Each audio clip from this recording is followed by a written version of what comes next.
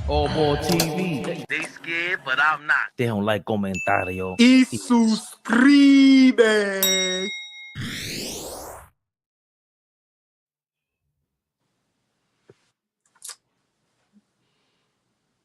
Yeah. AllBall suckers.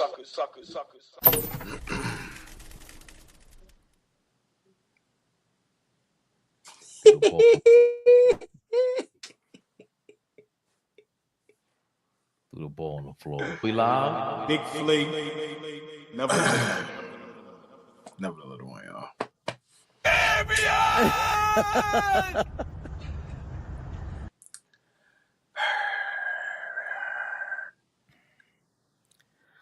I'll drop the link so you can rant. King Speech. You can tell me how much better we are and how Mikal Bridges is an all-NBA caliber man. Y'all know what this is. KNICKS Rehab.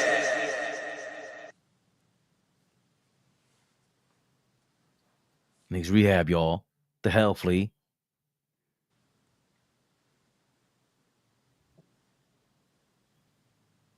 Who is this? Gallo? Whatever. That man Big Mike KNICKS. Johnson, man. Lord have mercy. Big KNICKS. Nigga Big Mike bummage. Johnson. Yeah, of course. The Sugar Man shows up, man. Sugarman always climbs up from under that rock. Big shout out, Sugarman. I ain't even got nothing to say, bro. Big KNICKS. Sugarman, go. No, hold on, Fabian. Sugarman, go to hell. Go to hell. Go to hell. Go ahead, Fabian. I'm sorry. Go to hell, Sugarman. All love, but go to hell. Big KNICKS. Big bummage. 108-102 loss at the Garden to the Cleveland Cavaliers. The Knicks have not defeated a decent NBA team in 2 seasons. Big garbage.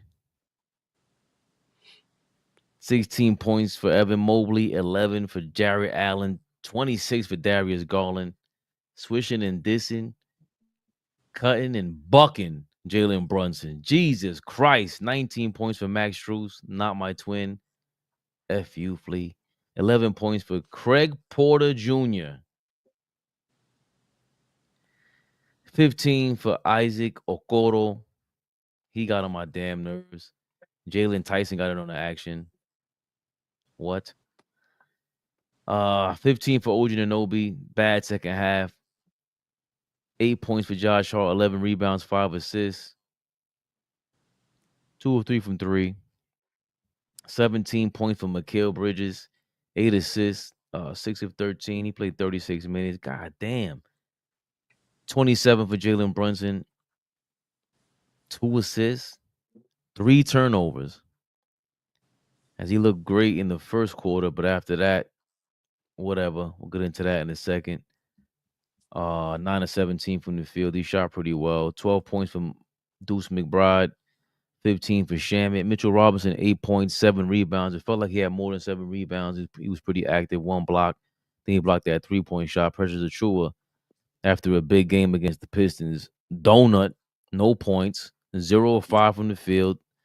Guy has 6 rebounds, 2 steals, 1 turnover. How many minutes he played? 15 minutes. We went to a 9-man rotation. It was McBride, Payne, and Shamet, and Achiuwa off the bench. Those 15 points from Shamet, he came in there. He was amazing, to say the least. AllBall, what do you think about this embarrassing loss after a 23-point lead that we had in the first half? I just want to say, to everybody in the chat, y'all don't know what. Big shout out to everybody in the chat. Please hit that like button, share, like, subscribe. I mean, all y'all smart asses in the chat. What do y'all have to say now? What do you have to say now? Oh, but we bet Brunson got his, though. Brunson gonna make sure he get his numbers, right? This is exactly what I'm talking about. What's the purpose of playing everybody if you're going to lose? What's the purpose? What is the purpose? What was the purpose of Brunson, OG, and what was the purpose of them being out there? Um, Same thing. Same thing. Up 23. First half, you look great. The ball is moving. Guys are getting opportunities, knocking down shots. And second half, third and fourth quarters for us is just horrific. We just a totally different team from the first half. Once again, Tips finds a way because he is the coach to lose another basketball game. Shamit and Deuce was having good games, and for some reason in the fourth quarter, I barely seen them. It just proves that what we've been saying and what everybody says. Even without Donovan Mitchell, DeAndre Hunter, and what's the other young man, Fabian? Ty Jerome. And without Ty Jerome, we still can't beat them. We still couldn't beat them. Yeah, we didn't have Cat. They didn't have three key players. And by the way, Wade, who's a good shooter, only had 1 point. And we still lose. I don't know what to say anymore. I don't know. And I'm going to keep saying this because I love my brothers. It had nothing to do with Flea. We already made a pact. We ain't doing that. But I said it early in the live. I don't know how people can defend Tips. We all know when things like this happen, unless you're going to trade the star player or make a big trade, we know who gets the blame. We watched Mike Malone lose 4 games in a row, went from a number 2 seed to tied for the play-in, and got fired. And he's a championship coach and the most winning coach in Denver Nuggets history. How is Tibbs keeping his job? I don't understand. How is Tom Thibodeau keeping his job? You now have a coach that is a 3rd seed, 2 back-to-back 50-win seasons, and people are saying if we play Detroit, which it looks like that's who we're going to play in the first round, we're going to lose that series. Why does Tom Thibodeau continue to be the New York Knicks head coach? I watch him get out-coached night in and night out. I can't stand Tom Thibodeau. And at this point, Brunson is getting on my bad side. He comes back and OG looks terrible. That is that is on Brunson. He gets nobody involved. He's going to make sure he get his numbers. 2 assists is unacceptable. Unacceptable. I'm over Josh Hart. I get, what he's doing, but the 6 and 8 points is not enough. He leads the team in minutes. Why? He's not the best player on the team. Why does Josh Hart lead the Knicks in minutes? We have major problems. We have a lot of holes that need to be filled. One is coaching. There's coaches out there. And we have a couple holes we need to fill for the basketball team. And there's a lot of players that's going to be out there. We have to make some moves. Tonight was very disappointing and it's aggravating because me and my brothers get up here and put so much time into this. Y'all fellas in the chat, y'all look forward to hearing us. We look forward to rocking with y'all, but it's the same thing over and over again. I just want to understand how anybody after tonight can defend Tom Thibodeau. Now, the players have to play. Guys had decent games. But once again, a Tom Thibodeau team who in the first half looks good and in the second half when it count just falls apart. Defensively just falls apart. So for me, the same old song. Tonight I knew it was going to happen. That's why I said early in the live, what's the purpose of playing, guys? What is the purpose? What's the purpose? I know what the purpose is. Guys want to get what they want to get. When are we going to start playing championship basketball? When are we going to have guys with high basketball IQs? When are we going to get guys that understand the game? When? OG just dropped right back down to now null and void. Listen, man, I love Jalen Brunson, but his style of basketball at this point, what it looks like is not going to win a championship. You cannot have 2 assists. We can't even take care of home court. This is at home. So for me, very disappointing. Um, but I kind of knew it was going to happen. You know, we was texting and you know what we said, third quarter, same old shit. Same old shit. To be up 23 at home and lose by 6 and allow Darius Garland to just carve you like a cake in the fourth quarter and get into the paint and get whatever shot he wanted. I mean, you know, he carried the ball a couple times, but hey, who's watching? But just very disappointing. And, you know, Fleet always alludes to, you know, defense. Fleet always says, I don't care, you know, sometimes how we look at the first half or how we look offensively, defensively. In the fourth quarter, can't get stops. Can't get stopped. Struz hit 2 back-to-back wide open 3-point shots. Wide open. OG missing that layup had nothing to do with why we lost. Stop it. We was up 23. We was up 23.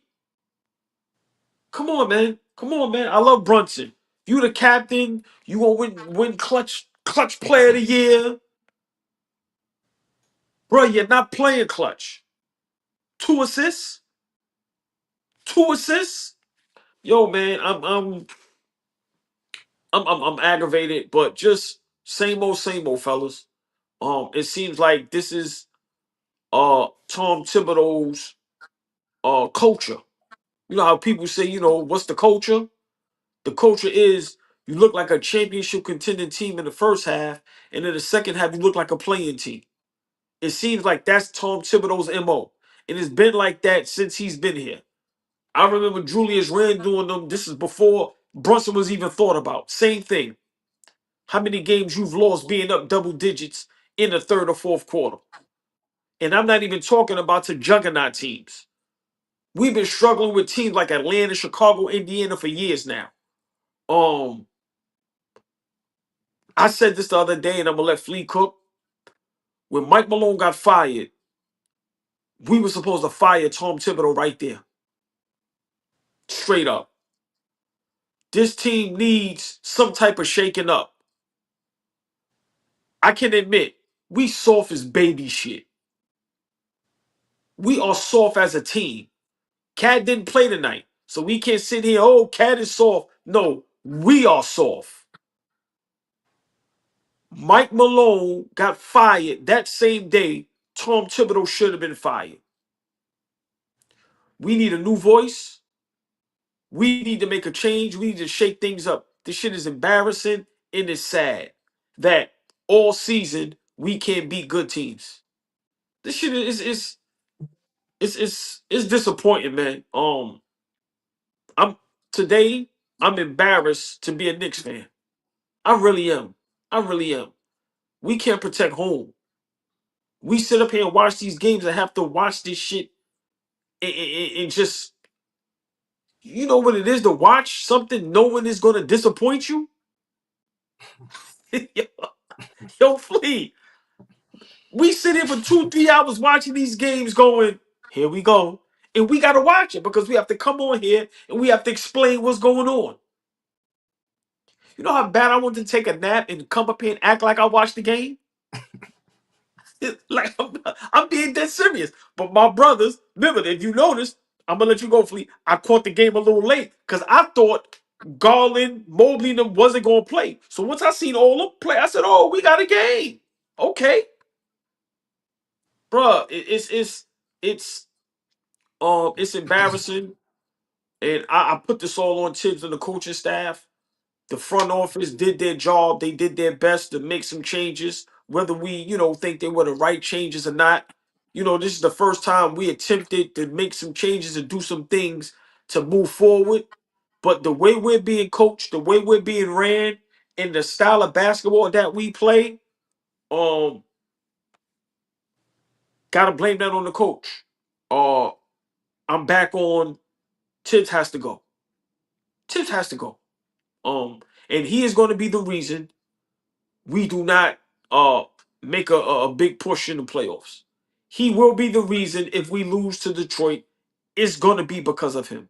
Because I'm going to say it again, Flea, you can have the floor. Tibbs is not coaching on that sideline. Tibbs has one technical foul this season. Tibbs is not coaching on that sideline. Tibbs is not doing anything, fellas. We really need to understand that. He doesn't know anything about offense. That shouldn't shock nobody. I'm not arguing with nobody about that. He's a defensive-minded head coach, and we are one of the worst defensive teams in the NBA, especially in the fourth quarter and in that third quarter, or in the second half. Tibbs is waiting to get fired so he can sit home and collect free money. He's over the Knicks, and the Knicks should be over him. Sad day to be a Knicks fan. And I seen somebody say in the chat, yes, us being a third seed is a joke. And I said it and I stand on it. And everybody laughed at me. We are a third seed by default. If Orlando didn't get injured in the first half of the season, if Indiana didn't start off slow, if Milwaukee with Dame, they couldn't get that together, we are lucky we are third seed. We are lucky. Because even being a third seed, being fully healthy, we still have problems with all the bad teams. So this is just the same old song. Same shit. That's why I said shut everything down and let's just prepare for the playoffs. So for me, same shit, y'all. Different day. Lee, what are you thinking after this loss? Disappointing. All ball saying. So, what are your first thoughts after an abysmal loss to the Cleveland Cavaliers? It's disappointing. It's disappointing. I don't get too high. I don't get too low. Right. We were on the phone on the first half, and when we got up a big lead. There was some joy in your voice, and for me, I couldn't match that because I know that we got to continue another 24 minutes of basketball to play, and how are we going to play as a collective? And you could see that we're capable of hitting shots. You could see that we're capable of playing team defense, flying around, playing the passing lanes, making guys take tough shots and all that. Like, you could see that we're capable of it. But for some reason, when it's winning time, like when we push everything to the middle of the table and it's time to get to it, we don't show up, right? We go away from everything that was successful, right? We look like a completely different team in the second half. I sound like a broken record at this point. How many games this year have we spoken about how good we look going into halftime and then how bad we look in the second half? I hope that the fix is, firing Tibbs, right? I see a lot of comments. I see that's what you want tonight, OG. And I'm not going to get into, my bag of trying to defend Tibbs. But I will say this, I just hope that is the answer, right? Because moving guys and having the flexibility to make trades and things like that is not something that we currently have right now. So if the next step is, moving on from the coach, let's do it. But I hope that's the answer. I hope the next coach challenges Brunson to get his guys involved. Dial it back a little bit, right? Get your guys involved. I hope that the next coach encourages OG to continue on your maturation of being an offensive juggernaut. I hope the next coach pours into that. I hope the next coach challenges Cat to be better on defense, right? I don't give a fuck about your 30 and 15, right? Be better on defense because that's what's going to bring us over the hump and be better, right? I hope the next coach knows how to temper Josh Hart, right? I know that you got an engine, right? But know how to rev it and know when to dial it back. Like, I hope the next coach knows how to infuse confidence in Mikal Bridges, and we don't have to do too much for you to get confidence. Like, I'm gonna be that guy to say, yo, you got this, nigga. Go out there and kill. Like, I hope the next coach is able to do all of that because this roster is not very flexible. Everybody says fire Tibbs. Great, let's do it. But whoever we walk through the door has a big shoes to fill just being the head coach of the Knicks. It ain't an easy job walking through the door to handle what we got right now.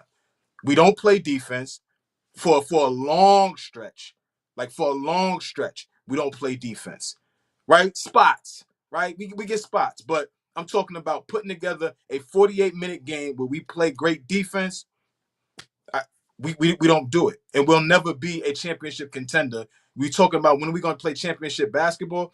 There's two sides to the basketball, and until we start acting like it is, like y'all saw, Isaiah go on his rant just a few minutes ago and just talking about where the game is. Like he's talking about some other shit, but just in totality, all we give a fuck about is the offensive side of the basketball. But guess what? The teams that win championships actually know how to get stops, actually care about defending. Why does Al Horford play? Why is he still a valuable asset for Boston? Because he defends. They don't need Al to put the ball in the basket. He comes in and defends 1 through 4 and then goes down in the block and bangs with all the fives. Right? Like, so we got to stop acting like, okay, the easy fix is fire Tibbs. Great. But at some point, the team that we have has to be held accountable by how fucking soft we are. There's got to be some toughness infused. Udoka's not walking through the door to say, yo, we got to be tough. How many coaches are going to come through the door and challenge the guys that we have? Brunson, you're great. Get off the ball. Get off it. When you play and we just sit down and watch you, that's not good basketball. It's not good offense. We don't win games like that. Not against good teams. They sit and wait for you to get to that. You an easy cover when you get into that bag. When the ball is moving, everybody is touching it. Guys are cutting. We setting screens. We moving without the basketball. We are a way better team. Sitting down watching Brunson pound the basketball, it's not it. Yeah, we got a lot of shit to worry about. And we going into the playoffs? Okay. We shall see. We shall see. But this is very disappointing. Being up 23, you got to be able to close the deal. I just saw a completely different team. No energy, no fight. Again, I hate the word, but that's all you can use with this team. It's soft. We don't fight. When we get punched in the mouth, it's like we run home and go tell somebody, Tibbs, help me. Nah, you get punched in the mouth, you got to punch back. We don't do that. I don't know. Hearing the word soft a lot. Lack of toughness. Flea said a word that every time he asked what does tough mean and trying to figure out what does not soft mean. So I think you said urgency, if I'm not mistaken. Like who's gonna want to care? I think just seen, so maybe I'm mistaken if it's Tom Thibodeau. They asked him, or he said we gotta get it fixed and we gotta get it fixed fast. What needs to be fixed, Evan Bondi said. Tibbs says everything. Gotta play 48 minutes, both sides of the ball. We have to get that urgency. Look at his face. Shout out to if y'all don't, JD. Shout out to JD Sports Talk. He said, yeah, you have to coach for 48 minutes too. Let's hold everyone accountable. Shout out to you, JD. Put that face up real quick again, Fabian, please. If y'all don't think that face says I checked out, and he has every right to. Like I said, I never liked Tibbs. I'm not going to like him. But, I respect him. He's a basketball NBA head coach. But that's the same way he looks on the sideline. That man has checked out. And I think the team has checked out on him. I don't think there's no connection. I don't think we run any plays. Fellas, we all watch the game. There's no connection between the team and the coach. And Flea, I understand what you're saying, but I think a start is getting a new head coach. I don't think that's the fix, but that is a start. But to me, that face right there is saying, I don't want to be here no more. I'm sorry, because that's the same look he has on the sideline. That man stands there with his fingers crossed, with his arms crossed. He doesn't yell. He doesn't argue. Like I said, he's gotten one technical foul this season. Tibbs already made his mind up. That's why the lineups he played, the players he played, he doesn't give a fuck. And I'm starting to understand. Cause it's like, yo, bro, what Flea, you say it, and to a certain extent, I have to agree. I'm not the one on the court playing. You bum niggas, I'm giving you niggas all the minutes you want. I'm giving you all the rope you want. I'm letting you go ahead, do what you want. And you niggas bum out every time. So that face right there is basically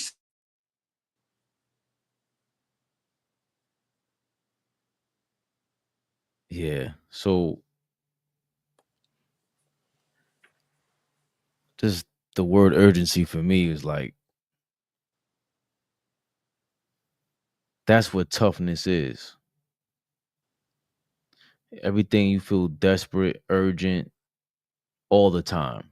I don't have to make you feel urgent. Um, it's what you try to instill in your kids to have certain things feel urgent. And for Tom Thibodeau to even say something like that to me is just mad disrespectful because you're basically admitting that you cannot instill urgency into your team. This is game 81. You haven't figured that out yet. Um, that's disgusting, to be honest with you. We always break down like the in game adjustments, whatever it is. But Leon Rose and them haven't given him a reason to feel urgent either. Because if you looking over your shoulder, and all Bull always pointed to that, it's the fact that who's really making you feel urgent as well. He said you have to feel urgent. We have to figure that out on both sides of the ball for 48 minutes. And it's like, bro, they're not listening.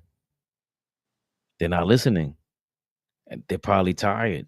We just saw it with Mike Malone. It's not just the game plan, it's the personality. I even feel like Tom Thibodeau, he used to be way more demonstrative on the sidelines.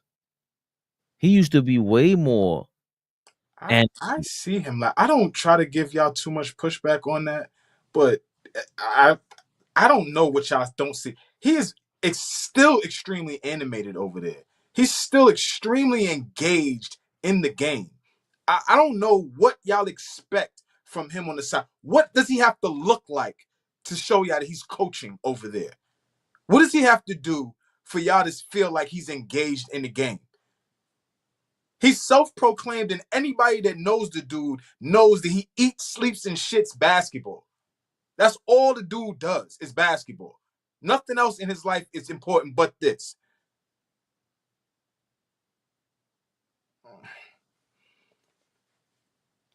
I mean, to me, I'm just comparing it to what I'm used to seeing when he first got to the Knicks. Like when he first got to the Knicks, to me, he was way more animated. Are y'all Now, want him to do backflips? Like, what type of animation do y'all want from this brother? Like, he's in complete. Every time I see him, he's completely engaged. Now, if he doesn't have the locker room, cool. But what do you want? What do you want him on the sidelines doing? I don't know This is what not y'all are this is talking not about, high Flea. I school don't know. basketball. This is not college basketball where you're held accountable to motivate men. Yes, you are a leader of men, but the way y'all Flea, treat it, can y'all hear me? hold on. The way y'all yes, we can hear you. The way y'all treat it as if this is amateur level basketball, AAU. He's not motivating the kids. These are fucking grown men. At the end of the day, they're not playing good basketball. They stopped doing what was working prior. And the easy fix, instead of analyzing what we're talking about, is oh fuck it, Tibbs. It's on Tibbs. When guys are flying around in the passing lanes, are we saying that's on Tibbs? No, we not. When we up 23 on the number one seed, 63-win team, it's not Tibbs, right? It's the team. So like, come on, man. We got to start holding these guys accountable. Fire him, fine, but goddamn, they are professionals. You're talking about these niggas like they 14, 15 years old. These is grown men. If you don't have the sense of urgency in you to know that you're a 3 seed, you got a great opportunity. You got a lot of talent on this team. Why the fuck does the white guy on the sidelines got to motivate you niggas? Like, I don't get it. It's basketball.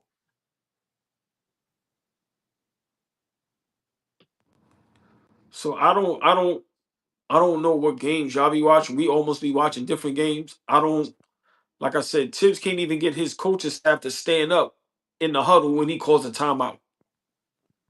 So, nobody is saying he has to be an AAU coach and jump up and down and do all this and all that. But every time I see him on the sideline, he's chilling. I'm sorry. I don't know what y'all talking about. He doesn't look engaged. He never looks engaged. Yeah, you might see him here and there say something to a referee. I hardly see him talk to the players. I hardly see him coaching the players. Like I said, call a timeout. If he's in the huddle, if we do something wrong, you can't even get your coaching staff to stand up and be in the huddle with you. For me, we all know when things like this happen, and you're correctly, when we up 23, yeah, you're right. Okay, should we give him credit for that? Okay, cool. But isn't it how you finish games? We've had this problem since he's been here. Since he's been here, we've had problems finishing games. This didn't just happen a month ago. Yeah, everybody gets the blame. I agree. The players get the blame just as well. Just as well. But we have to be honest. This man is not a good head coach for this basketball team. He's taken us as far as he could. It's too much proof there. It's going on 5 years. What real progress have we made? Like I said, I understand we get to the playoffs back to back 50. All right, I get all of that. I'm just saying for me, I don't see him engaged. That face that he just had, that's what I see more than anything. Like you said, guys are grown. He shouldn't have to do that. But sometimes that's what it may take. That's what good coaches do. Whatever it takes to motivate your guys to win. Well, He's a defense. you even said it yourself, which I agree with you. Yeah, I agree with you. But you even said it yourself. There are different types of teams that require that. Like, you're gonna get animated, fully engaged, gotta stay on top of my team. If I'm a Houston Udoka coaching a young team, if I'm JB Bickerstaff coaching this Detroit team, I gotta be like this. If I'm Dagnall a couple years ago, I gotta be that way with that OKC team. They're young. They're young. They require a certain level of attention that says, yo, 1+1 is 2. Okay, back screen here. Okay, over there, see the low man. Like, they're gonna require all of that. We got pros. We got guys that's been here. We talk about Brunson being in the Western Conference Finals. Fabian alludes to it all the time. Cat is coming from Western Conference Finals last season. Mikal Bridges, Finals. OG Anunoby, champion. Like, we're talking about a well-experienced team, a well-experienced core. Now, Flea, hold on. And now, we're Flea, never going to hold them accountable? I don't get that. That's all I'm saying. Okay, now, no problem. Now, stay there. But then you come to play for another coach, and y'all don't have that type of success. I'm not saying he has to be animated. I'm not saying he has to do any of those things. But once again, you're a defensive-minded head coach. And how many games have we seen now where we just are lost on defense? We went from a great rebounding team to where we just, like, for me, it's just too many negatives and not enough positives. And we all know who is going to get the blame. This has nothing. Okay, I could dislike Tibbs forever. But if this was any other coach, it would have to be the same thing. Like I said, what are we going to do? Trade Brunson and Cat? Okay, for who? At the end of the day, this man, for me, looking at the Knicks in this roster, he's not a good head coach for us. I'm sorry. Everything you just said was spot on. But now, when they play under Tom Thibodeau, they're not having that type of success. OG isn't in the finals. Brunson isn't in the Western Conference Finals. So, I'm just saying we have to make some changes, and I think it has to start with the head coach. And like I said, I've been saying it for a while. This man has had ample opportunities as a head coach with good/great teams, and he's underachieved. And before I let Fabian cook, you had D Rose in his prime, one conference finals. You had Jimmy Butler, Wiggins, Carl Anthony Towns in their prime. You didn't get out the first round. Now you have the Knicks. You've had a good roster ever since you've been with the Knicks, besides the seasons that guys was injured. And now, as good as we are, on paper and being the third seed in a 50-win team, people are saying we are going to lose to the Detroit Pistons, who haven't won a playoff game in how fucking long? To me, Flea, that's on the coach. And if he can't put his players in the right position and show them how to win, you don't deserve to be a head coach. And for me, I gotta agree. I can agree with that. I get what you're saying. And you say it all the time, and I agree. You got to have a plan. All I'm saying is he checked out, bro. The look on the sideline, the look on that face that Fabian just had, alongside with him not knowing a damn thing about offense, and then you don't even have nobody on your coaching staff that's an offensive mind. Who we gonna look for offense? Mo Cheeks? Yeah. It's terrible. And you're a defensive guy, and once again, we can't play defense. So for me, listen, Tibbs has to go. It's not about where he should go. No, for us, we reach as high as we can go with him. And it's no way in the world if we had a better head coach, people would be saying the things that they are saying about us playing the Detroit Pistons in the first round. So for me, I think that's where it starts. And then from there, we have to figure other things out. But I'm just being honest, bro. I'm over him. I'm over him, and I've been over him.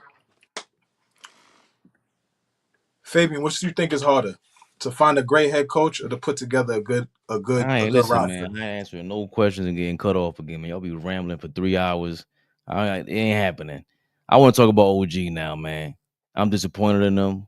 I'm tired of talking about Tibbs. We're going to agree, but I don't even know what the hell the argument is anymore. Shit is stupid. Fuck are we talking about? He ain't the same coach as before. He did what he had to do. He knows it's over. And with OG Anunoby, you can't motivate him. That guy motivated himself, and I'm disappointed in him today. I don't know what the hell y'all talking about, Jalen Brunson. That's who he is. It's 3 seasons. We know who he is. What you want? You expect him to turn into Steve Nash, Jason Kidd all of a sudden? That's not who he is. When OG had to go in the first quarter, they got the ball all of a sudden. He had to wait because OG was aggressive and he was hitting shots. Then when he stopped hitting shots, bummage. Cat's not out there. It's bummage. Straight up. Brunson was still doing his thing, 27 points. It's harder for him to play that way when you don't have somebody else to play alongside with. When it was Luka and Randall, he had somebody going to the basket, driving, getting fouls. I keep sounding like a broken record. It's easier for Brunson to get the ball back. Now it's more of a one-on-one kind of game because you got to worry about the other guy on the other side of the court who will get a double team, who's going to drive to the basket. I don't want to hear this shit no more. I said it from the summertime. This shit was disgusting tonight, and it proved everything. I don't care if Cat wasn't on the court. He's fucking soft, bro. I don't know what y'all keep talking about with this bullshit. All I heard all year long was what is soft. Cat ain't soft. What does that mean? No, he's soft, bro. He's supposed to be an MVP candidate every year. He was #1 pick. Cade Cunningham was a #1 pick. Now everybody's glazing him. Why? Because he plays like a #1 pick. Cat ain't never do that in his life. And now he's on the Knicks. He did it for 3 weeks. What we talking about? He ain't absolved. Draymond Green said, if he gets it going, he's mad strong. Nothing I could do about it. So luckily I got in his head and he got his 3rd foul. You could get into Cat's head 10 years in the league? How you still falling for the banana in the tailpipe? Stop. Enough is enough with the bullshit. Tibbs, from the summertime I said it. This roster, you want Tibbs to lead this roster? Nigga blaming The Cat. fuck, what are you talking about? Wow. Cat ain't play tonight. So now we're wrong if we say the superstars of every team, they lead the culture on the team, and even when they're on a bench, the team shows up still. That's wrong to say. Nigga, I seen the Lakers win without LeBron. The whole team is soft, Fabian. You keep alluding that Cat is soft. The whole team is soft, bro. Okay, so your man OG is soft too, nigga. So was it? Nah, no, he's not. I don't know what the hell you talking about. Yeah, so were we soft last year? OG played great defense, but he's soft too. Everybody's soft. Them niggas don't talk to nobody. They don't yell at nobody. They let niggas stand over the players. Josh They don't Hart push nobody. They don't do none of that. Anthony Towns don't play defense. The only people who ain't soft is Mitchell Robinson and OG Anunoby. And Mitchell started getting on the court. It's 2 guys that ain't soft. The whole team is led by Cat, Karl Anthony Towns, and Jalen Brunson. Finesse offensive What players. two guys ain't soft? Mitchell Robinson, OG Anunoby. That's it. That's it. Everybody else is soft. And I don't want now we can't question it. Now 10 months later, it's they're soft. They lack toughness. Duh. If Tibbs don't have his guys to go rebound, offensive rebound, that's not his game. What kind of game plan he got for this? I still have yet. Yo, what is our go-to play on offense? You Exactly. don't When want all nobody. else No, fails you for say you don't want Cleveland, nobody cutting you off. We letting you flow. you already did it. So what are you talking about? Yeah, So because you up here lying. Because you up here don't matter. lying. Don't matter. You lying. I ain't gonna It sit don't up here and let matter. you lie. Cleveland, when their system breaks down, they got Darius Garland and Donovan Mitchell. They could go one-on-one. We don't have those guys. That's why I'm going back and forth with Sporting Page on Twitter. Now he's OG Anunoby. He don't have to prove anything. Cat and Brunson do. We know who Cat and Brunson are. That's the part of me I get confused with sports fans. Bro, Karl Anthony Towns already showed who he is. This is who he is. I'm not going to go guess. Go ahead, Flea. No, but the great players are the players that, okay, that's who you are, but now you take your game to another level and say, okay, I'm gonna take it. Now you can't just label me, oh, that's who I am. Like that's what I'm saying. He needs to be challenged to be better on defense. If he even cared a little bit on defense, it would bring his level of play to another level. If Brunson knew that where to pick his spots, right? This is new.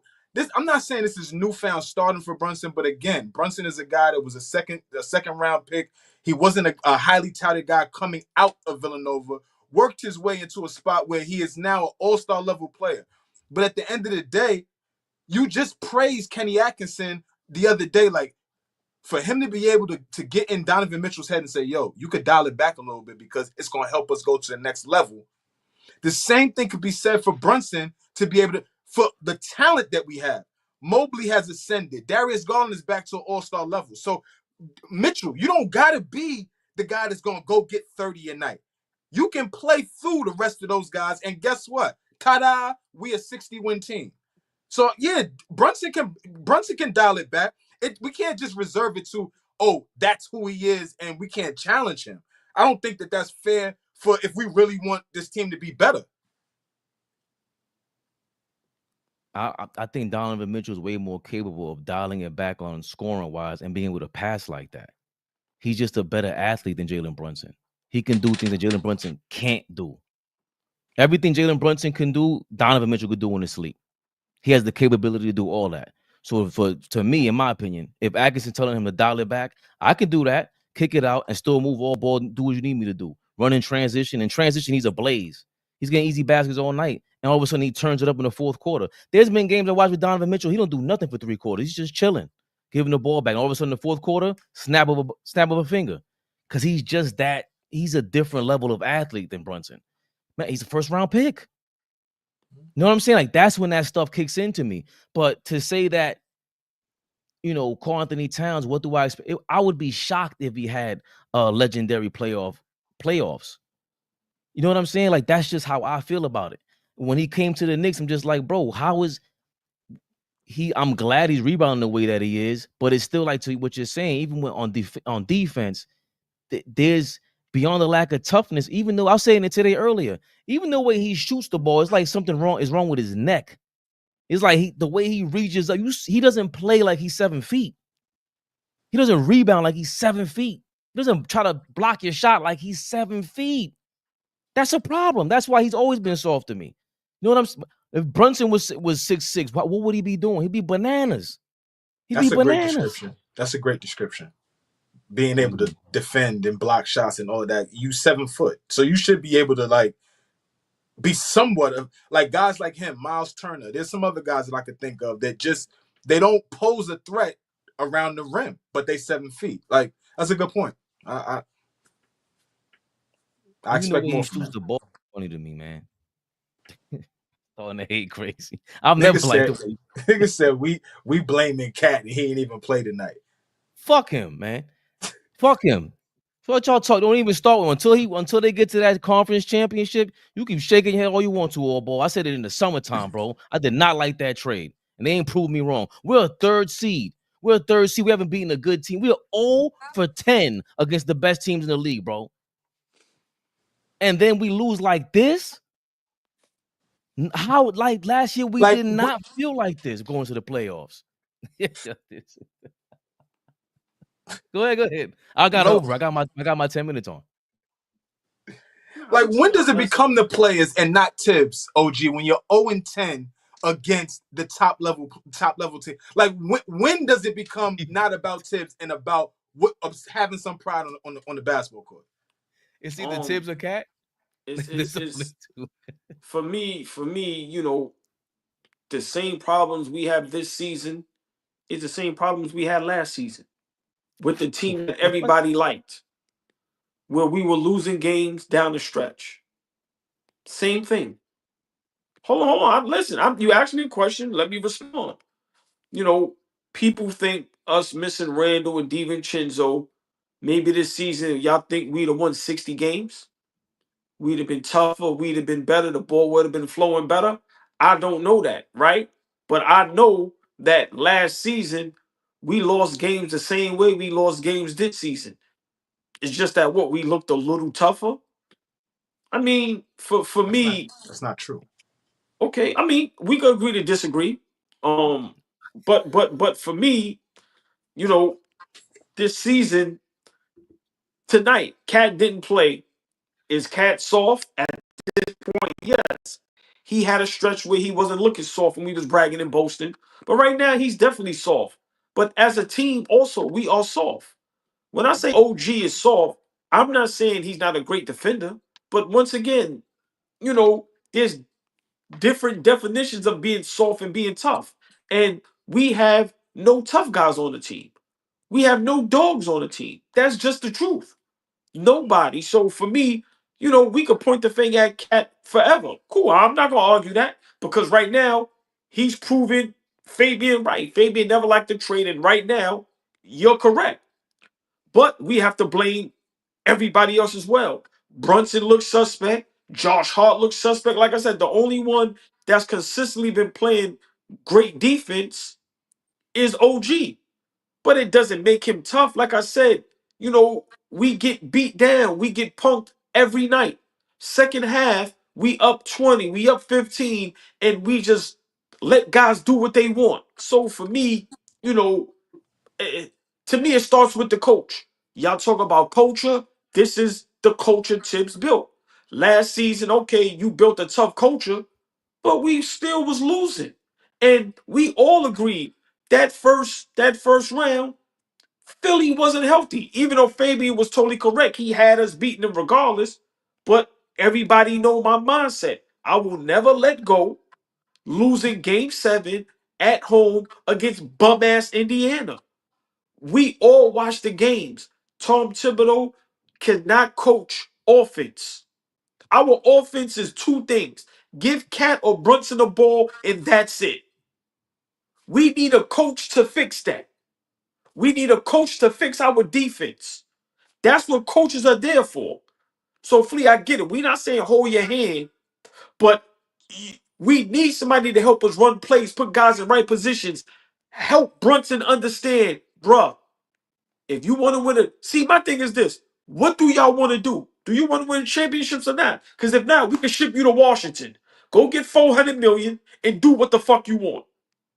But if you want to win basketball games and play championship style level basketball, this is what we have to do.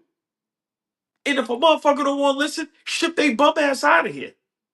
But for me, I'm tired of having first round and second round talk. Enough is enough. If it's not championship level talk, ship these bum ass niggas out of here. And at this point, everybody can fucking go. If this is what it's gonna look like night in and night out. What team has championship talk without the players in the league right now? Like Say it what again. I'm saying, like what team is talking about a championship without that level of talent? I don't think there's any teams in the NBA right now that don't have a superstar level player, and y'all know that my superstar level player is very different than y'all. Every niggas got 20 superstars. There's about 5 to 7 superstars in the league right now, and I think that there's only but a handful of teams that genuinely think that they can win a championship. I don't think we're one of those teams. How many? I think that there are Fully healthy? 5 to 6 teams. The top 3 teams in the league right now: Boston, Cleveland, OKC. I think LA thinks that they can win legitimately win a championship. I think Denver still thinks that, and I think Milwaukee still thinks that. And either way, we could interchange those six Whether teams, but it's they're gonna probably win or not, 6. whether people don't have them winning, yeah, of course. I don't think Milwaukee's gonna win, but do I think that they think that they're a championship level team because of who they have on their team? Yeah. I just, what you think, old boy? How many teams legit have a shot at the chip? I mean, With the roster, forget the it coach. Like right, without before but you it pick a is coach, you look at their roster and you say, "Oh, that's a championship team." All right, now let's add a coach. so just real quick, it's different when you say who has the roster and who has the mindset, right? So I think a person like Ant-Man really thinks he's the best player in the league, and I really think he would tell his team, "Yo, man, I think we can win a championship this year, whether we think the roster is good or not." But to say who has a roster, um, you got OKC, you got Boston, you got Cleveland, you got the Lakers. Um, I think it kind of stops there. I think Minnesota is very underrated. Um, I think for me, that's it as far as just being honest about who has the talent. I think Denver still has the talent because Joker's the best player in the NBA, The and Clippers he too. showed I'm sorry, the Clippers right. too. The Clippers is a dark horse. That depends on how healthy Kawhi Leonard could be. Um, but I think that's really it. I think everybody else, doesn't have a legit chance. So I think the Clippers, I'll give you right. The Bucks is no way in hell. But who has a chance or who thinks they can? No, Like, I'm saying with the roster. The Bucks are not a championship roster team. They don't play defense. You know what I'm saying? We said the usual yes, see. I hear what you're saying, but your question was, who do you in the league? What teams think they have a shot No. at That's winning not the no. I'm championship? sorry. That's no. My question is, if you just look at the roster, take away the coach, and you just Oh, look at the team, how it's that's put way together. different. Yeah, that's Oh way Okay, no so no then no different. maybe no you no. want. Okay. But I told you. I think Boston. I think OKC. I think Cleveland. I think the Lakers. And honestly, like I told you, how Ant-Man carries himself, I think Minnesota. Now, whether we think that's far fetched or believe, I'm saying, you know, I think those teams have a good enough roster that if they play the right style of basketball at the right time, they have a shot.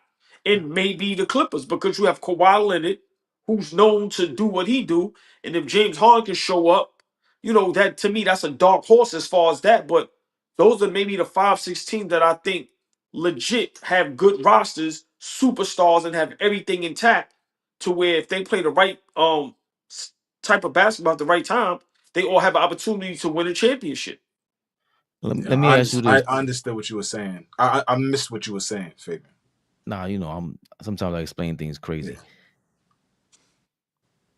Do you think, Flea, that those I like with all balls teams? 'Cause throw the Clippers in there, minus Minnesota, because they haven't done it, right? Clippers, Lakers, Yeah, but Fabian, OKC, we Cleveland, can't Boston, right? Hold on. all right. Do you think if Tom Thibodeau coached those teams, they're in the same position, they get better or they get worse? That's a great question. All of those teams, I don't Yeah, think yeah. either one of those teams. I think Boston is sustainable because he can input his defensive philosophies, right? And you got a lot of guys over there that like to play defense. So but maybe Boston is sustainable, but everybody else has too many guys. Has every other team is too good offensively for him to be able to do anything to upgrade them. And I just said maintain Boston because they have a foundation of defense. Or okay. Yes, I think Minnesota with what they have right now. Yeah. Everybody else now. Uh, oh, I mean, I'll be brief. I'm not gonna sit here and make them worse, because those rosters is good enough. But Mm. him attempting to coach, I don't think he will last the season because I just think his style of coaching and to me just not knowing anything about offense, which I could be wrong, but just watching how he coaches us offensively, I'm not gonna sit here and make them worse because once again, when you have certain rosters, it's hard to fumble that. Like that Boston roster, as it is constructed, That's fully why I say healthy, yeah. right? Yeah. It makes I sense. can go there and coach, and they probably will win 50 games, and I might not even know what the hell I'm doing. But just if he tries to implement his coaching style and have that bum ass, coaching staff and things of that nature, I don't think it'll work. I don't think he'll last the season. I think he'll go through what the other good coaches go through, where you have a great record, you may have coach of the year and all of that, but he'll probably get fired because players ain't gonna want to play for him. Just my honest opinion. I don't think he could coach Boston and leave him the same way. I don't think he coaches like Udoka and what's homeboy's name? Joe Mazzulla. I don't think he could coach Jason Tatum to gear him up on the way Jason Tatum runs that offense. Tom Thibodeau does not have anyone. He's never coached anyone to play offense like that, and then to like the drive and kick, and then to be able to say, "All right, Jaylen Brown's down. All right, we're gonna rotate these players. Pritchard's gonna come in." They have 2 or 3 guys on the bench. It's Pritchard and the other guy. I'm forgetting now. The other white kid. I'm Luke forgetting his Cornett name. and Sam No, it's not Hauser. Cornette. They got a Hauser. couple. Hauser. Like I don't see him doing that. He's with OKC. I cannot see him coaching like that. That's not. As a matter of fact, that's not his style of coaching. His coaching is to pack the line. He's doing. Everybody's talking about how he's playing drop coverage with Cat. I don't. Teams don't do that. They got He's like the you only said. guy that does it. But you said it, Flea. Al Horford is old as hell. He ain't playing drop coverage. Nope. He's switching on guards and he's moving his feet and he's getting out there guarding. And that's essentially what I'm saying. Like two things gotta happen for sure. Y'all both are right about Tip's got to be a better coach. If he's not a good coach, okay, whatever. But if he's got a coach, he's got to challenge Cat to no, we not playing drop coverage. If they switch, you got to get out there and at least stop him from turning the corner. Allow the guard to get back. Okay, we don't want to put you in a bad position because you can't move your feet. But damn it, get out there, show hard, so that the guy can get back to his man, and then you can get back to whoever you was guarding. But both things are not happening. And so he looks like a shit coach now, and Cat still continues to look bad on defense. Yeah, oh boy, I don't even with OKC, bro. Like Chet and them, like Chet and iHeart might look a little bit different, and he might get because you have so many. See, that roster is different because you have so many players that he has no choice because you cannot run 15 players to the ground. they got they got so many people. You know what I'm saying?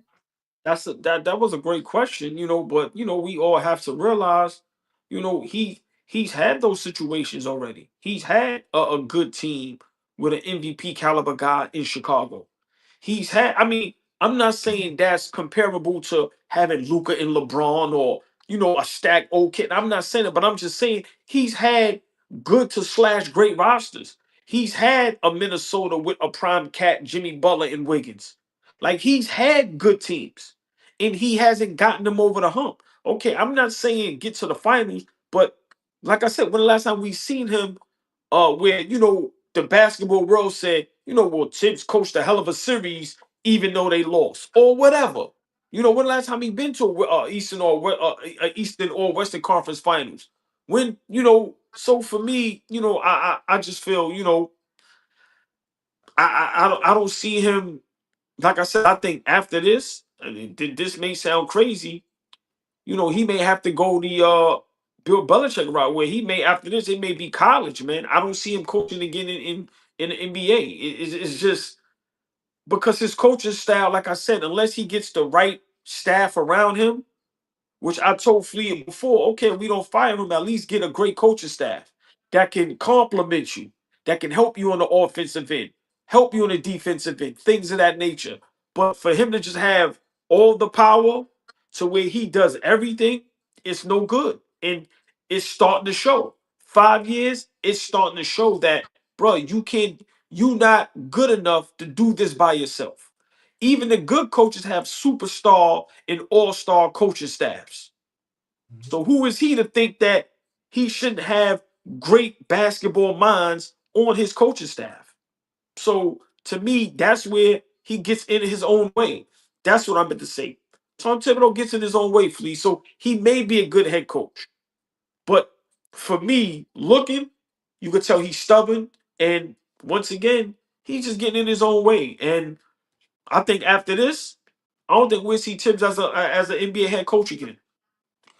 Just like the man that they fired in Sacramento. Some guys get so many chances. You've been around 20 years. You know, you ain't win no championship. Yo, it's over. We were just talking about that, right, Flea? Yeah, but that's what I'm saying. Like championships, like there's so many head coaches that got championships. Like that's something that like a bunch of head coaches have. Like that. I I ain't got much to say about the Knicks no more. If we don't do something different going into the playoffs, right? And it looks different, right? Possessions look different. The gameplay looks different. Everything feels different as soon as games start playing in the end of April going into May. So if we got this, that's what Clyde Frazier just said. Them your Pistons look good, but y'all green.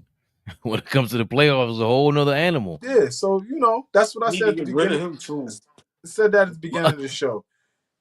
We could. Him, Spike. What's up? We need to get rid of them niggas too, Flea. Fuck, man. I'm going there. Yeah. Fuck out of here. Yeah. Listen, Clyde Frazier's the only one that keeps it real on the telecast, man. he's a hard listen now. It's not an easy listen anymore. He's a hard listen. Let's keep it real. I ain't got nothing bad to say about Clyde. He a I legend. love New York Clyde. Knicks. Right. Love New York Clyde. Knicks It's a hard legend. listen. Big It's shout a out hard Clyde listen. Frazier. It's a hard listen. Really? Yeah, I'm tired of him. Sometimes I'm tired it's of a watching hard Spike. listen. Yeah, bro. Niggas is terrible, bro. Niggas out of He here, is man. 80. Them niggas Spike low is key. I mean, Clyde is great. I'm not saying he's not, but it's a hard listen sometimes. Them niggas low key be rooting for the other teams, bro. Clyde does it. He'd call out a call against us. My nigga, let the ref, that's the ref job. Clyde I does think it. he traveled. What? Yo, my nigga, who you there with, bro? That check say the Knicks on it, my nigga. Where you? Call 1,000 carries Garland did tonight. Call that out. Come on, man. Happy belated birthday, Clyde. Oh, happy birthday to I think his name is Vibs or Vibes in the comments. He said it earlier. My bad, I ain't shout you out. Oh, big shout out. Happy birthday. Yeah, definitely happy birthday to you. I am not saying happy birthday to Clyde Frazier.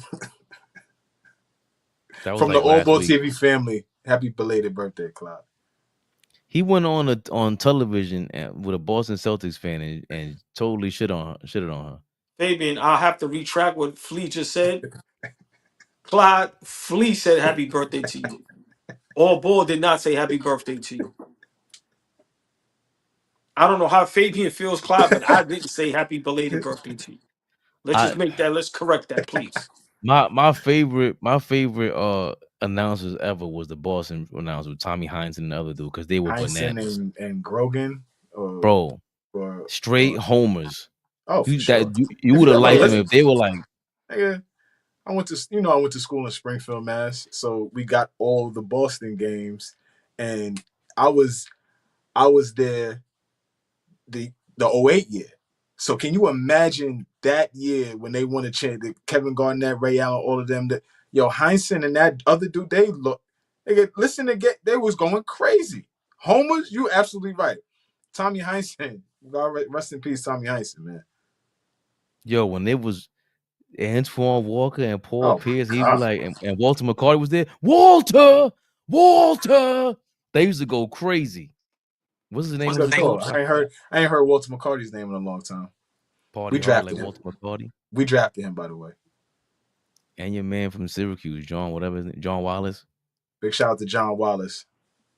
I didn't even get to go to my OG rant, my OG Anunoby rant. Man, I'm disgusted with him. He blew 2 layups and we were like 1 possession game.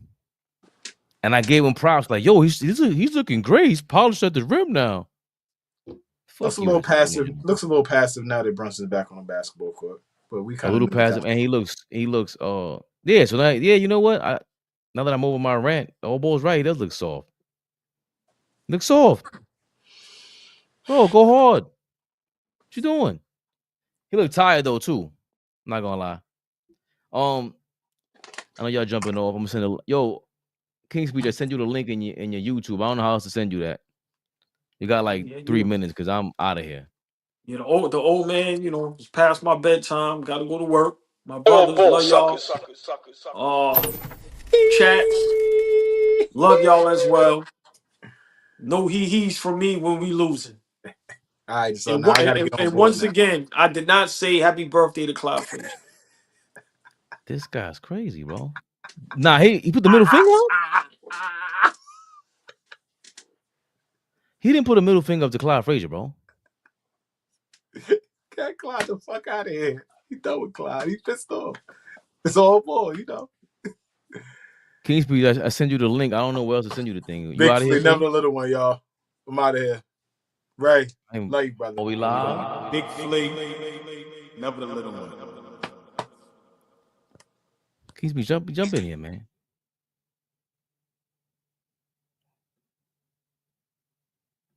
That got me smoking hookah out here. It's probably in your comments on YouTube. IG could have worked. What's your IG?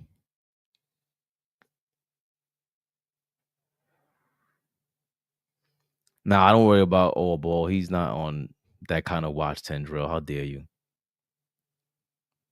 Keep killing it. DJ Drew Skills. What are you saying? Oh, thank you.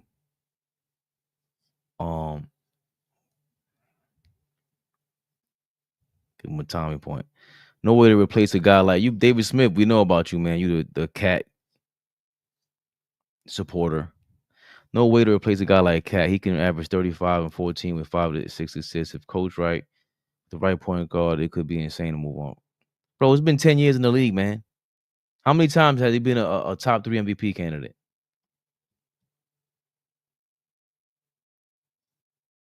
Like, in all seriousness.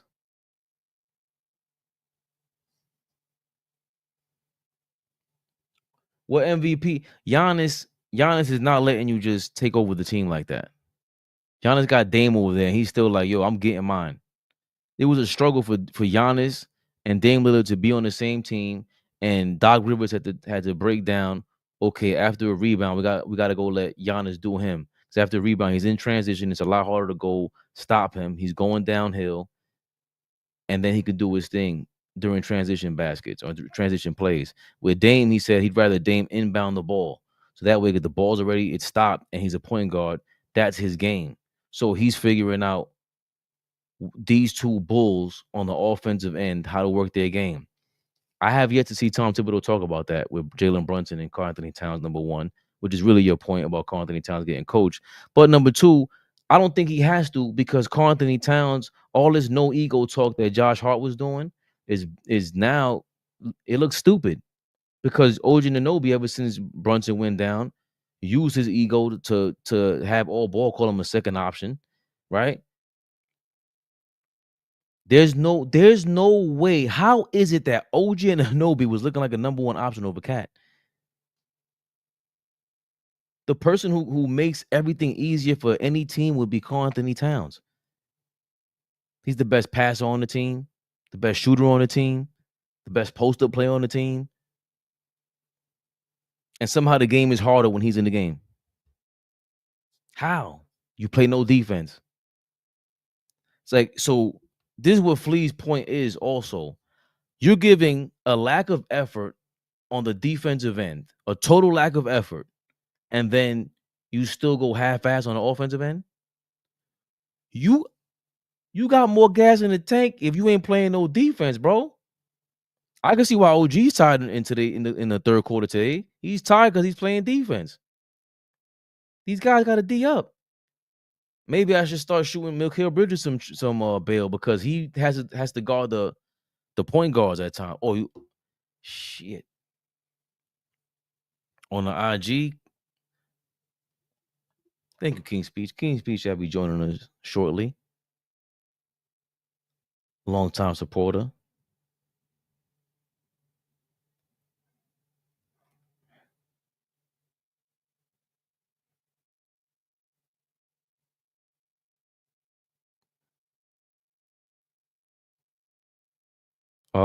What's your name on IG?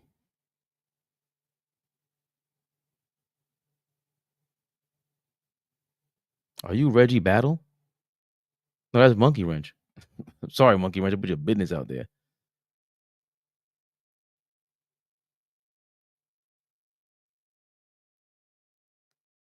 I don't see you on here, King Speech.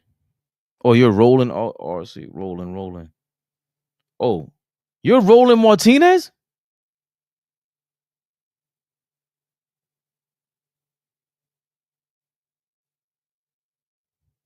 Rolling RRC.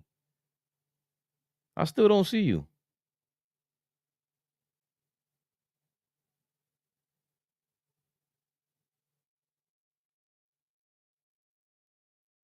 Rolling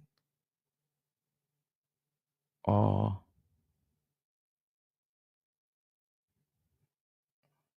Oh, right there. Boom.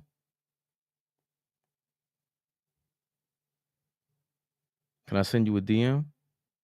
Send message.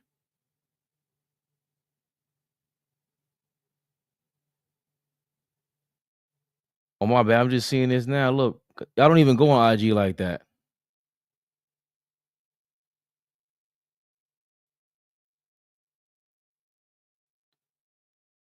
Only time I go on IG is if Fish is calling me, bro. After watching y'all take on Stephen A. Gill, watching the interview myself, I started some thoughts on Bridges, Tibbs, but didn't get to finish. We about to watch you on YouTube, King Speech.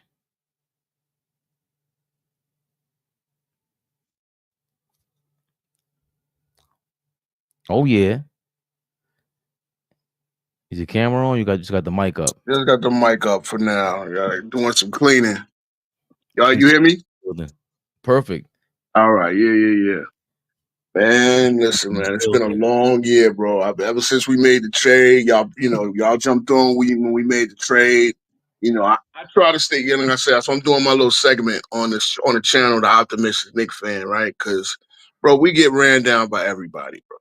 We get ran down by everybody, and it's like there is a way. We still look. I'm not gonna put no money on it. And I'll put money on Detroit against Detroit. But I'm not putting money on the Celtics. It's because we got tips. When I look at it, our roster is just as good as Cleveland. See, that's one key, right? Everything y'all been saying. Cleveland has been behind us the last 2 years. What did Cleveland do? What trade did they make to make them a 65-win team and we're stuck where we are? Nobody believing in us. You see what I'm saying? And that's got to be on Tibbs. Like, he don't got his finger on the pulse. He won't play a guy that's playing well. Leave him in the game. When you see Shaman cooking, leave him in there just for a little bit longer. Bring back Brunson. See if he still cooks with Brunson. No, you bring him out. Like, there's no mixing and matching. It's the same. Like, his finger is not on a pulse. So, okay, yeah, the roster has its issues. We all know Cat is soft. We all know Bridges is finesse and soft, right? But they have their strengths as well. I said 3 years ago, everybody was clamoring for Ryan Randall to get traded. I said the only trade Randall didn't just get Randall out here, we're gonna go get Cat, right? So when we get Cat, we're gonna be less tough, but we're gonna be more offensively fluid. All right. Well, teams done caught like at the beginning of the season, y'all saw we were all world offensively, right? I mean the numbers showed it. That's what I'm saying. See, numbers don't lie. I don't put everything into the numbers. But bro, we were at one point we were a 50-40-80 team. I mean, almost we were a 50-40-80 team. Like we were shooting 50% from the field. Yeah. We broke the record for the the most scoring offense ever. Yeah. With And the then Celtics, right? but if you look at the numbers, you notice that slowly that went down about 46. Well, what we have 47, 46. The 3-point percentage went down. You understand? So we still at a respectable 37. We ain't even hitting the free throw. But that shows you that teams figured us out offensively. And now that we're not what we were defensively, here's the other thing. Rebounding. We're not one of the worst rebounding teams in the league. Last year we got every goddamn defensive rebound, bro.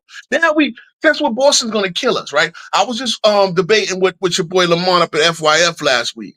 And Ray Allen was saying the best time to take a three is off an offensive rebound. I didn't just pull up the threes like they do today. Well, when we give up 6, like there was one sequence where we gave up 5 offensive rebounds in a row to Cleveland tonight. That shit didn't happen last year. When I hardened the game as backup center or mixed with when he became backup center, we did not give up offensive rebounds like that. But between Hart and Randall, see, we lost rebounding. We didn't replace that. We played small. Yo, that's my thing with Tibbs. It was killing. Like Tibbs, you gotta mix and match, bro. You gotta have your finger when you see this unit is working. Ride them. Stop riding individual players and say, look, I need to see if that second unit got any chemistry. Let me might leave if Shaman is cooking. Yo, campaign. I see his campaign problem is he's a shot hunter, right? He's a shooting guard. He's a small shooting guard at point guard, right? And he's not an offensive facilitator. I feel like he's auditioning for his next team. That's why I want to see Wright more, especially against the Celtics, right? Because at least you believe that Wright will stay with his man, right? Because the second unit we could get a lead on the Celtics first unit. And then the second unit comes, especially with Brown with that knee. That knee might not be right for the playoff. But we can get a lead and we give it up because like you got Cam who will get lost on his man. Again, we give up those offensive rebounds. Boom. Next thing you know, but what happened in the Boston game? 11-point lead. They reversed the call on that Hart foul. And next thing you know, 11-point lead within less than a minute or two was down to 2. That was a point where we could have blew that game open. But again, second unit gave up that lead. You understand what I'm saying? And there's no adjusting. There's no, bro. I've been saying this for the longest. Tibbs is like that, and my least favorite coach in the Knicks history. I mean, I lived through Fizdale. I lived through Jesus Christ, Derek Fisher, and Derek Fisher know what he was doing. Fizdale is just an overrated bum. We only hired him because they thought LeBron might come to the Knicks. But the worst coach was Mike D'Antoni. And again, he was just as stubborn as Tibbs. Only thing is he was an offensive guy and Tibbs is a defensive guy. And I said this a couple of years ago too. If we're going to keep Tibbs, well, you know what we did with D'Antoni? We hired Mike Woodson, a defensive guy, to ride his back. And if you fuck up, and we all know what happened, right? The whole Linsanity shit, and then Melo comes back, and next thing you know, the media blaming Melo for us losing, forgetting we playing better teams. And then you got Melo standing in the corner like we got OG Anunoby standing in the corner right now. This is fucking Melo. Pardon the F-bomb. I'm back. But this is Melo. Go ahead. I don't know which to point to it. You got ADD like me. I don't know which point to attack first. But the one thing you pointed out it ain't your fault, bro. You figuring this out like me, man. We all on the same page. Once you do this, you take a deep breath, and your knowledge of the game is vast. Yeah, love a whole season worth of rambling, bro. No, I get it, but the one thing that you said that's a really great point is the Knicks are the 5th worst rebounding team in the league, but really they're tied for the fourth worst or the tie for the fifth worst. But this Crazy. little area, the Bucks are 39 rebounds a game. So that's a series against the Bucks is like who's the worst rebounding team, and the advantage we have over them is the fact that they they have 2 more defensive rebounds a game than we do, but we got 11 more offensive rebounds a game. So that's an Mm-hmm. advantage against some team like the Bucks. With Giannis, you'll be surprised you get out rebounded. But Cat and we were missing Cat tonight too against Yeah. the Cavaliers because Mobley and Allen Mm-hmm. have double digit rebounds like Yeah. that. Even though I hate Jared Allen, it's like, all right, Mitchell Listen. Robinson has 7 rebounds, but Yeah, about 4 offensive, right? for offensive, but to me, what's more important is the fact that he boxes out. Yep. And what I said about Cat is that he doesn't play like a 7-footer. Mitchell No. Robinson plays like a 7-footer. Yes, he does. You know what I'm He saying? does. And he's not. Again, he's a first round draft pick. I think number 20 was he the 25th pick? Mitch, If I'm not mistaken. no, Mitch was a Yeah, second rounder. Second rounder. second rounder. So He maybe actually came from the Melo trade. He's the last thing we got from the Melo era because he came that's as a crazy. result of Melo. The OKC second round pick came to him when we traded Melo to OKC. But he changes shots. He Yeah. gets just the offensive rebounds. He finally caught an alley oop today. We don't have anybody that could throw a clean alley oop. We like, and what Mikal Bridges did in the first half, Flea was right. I was excited because OG was aggressive, and Mikal Bridges on the right side of the court, there's the way he caught the ball and quickly swung the ball from left to right, and the way he took that first step into his Mm-hmm. shot, bro, you're going 1-on-1. Now you have a play, and that's what I'm saying about Brunson. I guess his way of being unselfish would be to allow the team to get the ball and let somebody has to go 1-on-1. Somebody has to make him give up the ball is my thing. Like even with Luka. It's him and Brunson. They were in the Western Conference Finals. He had Kyrie on his team. Yep. They went to the finals. So he's a Yep. lot, but you have to be an alpha personality on offense. And OG's skill set, he's still not polished yet. But Cat has no excuse. He's supposed to be bro, with that skill set, you're not supposed to be shy. And he's You know way too what? shy too often. You know what? You cooked them when you asked, and I love your brothers, man. But you cooked them when you asked, "What's our go-to move in a tight game? What's our go-to play?" Right? And it was supposed to be the Cat and Brunson pick and pop. We don't even run that, bro. How often do we run that pick and pop with Cat and Brunson? Hold on, but let me piggyback real quick and I'll pass it Go back. ahead. How many 3-point shots is Karl Anthony Towns taking the game now? He's taking less.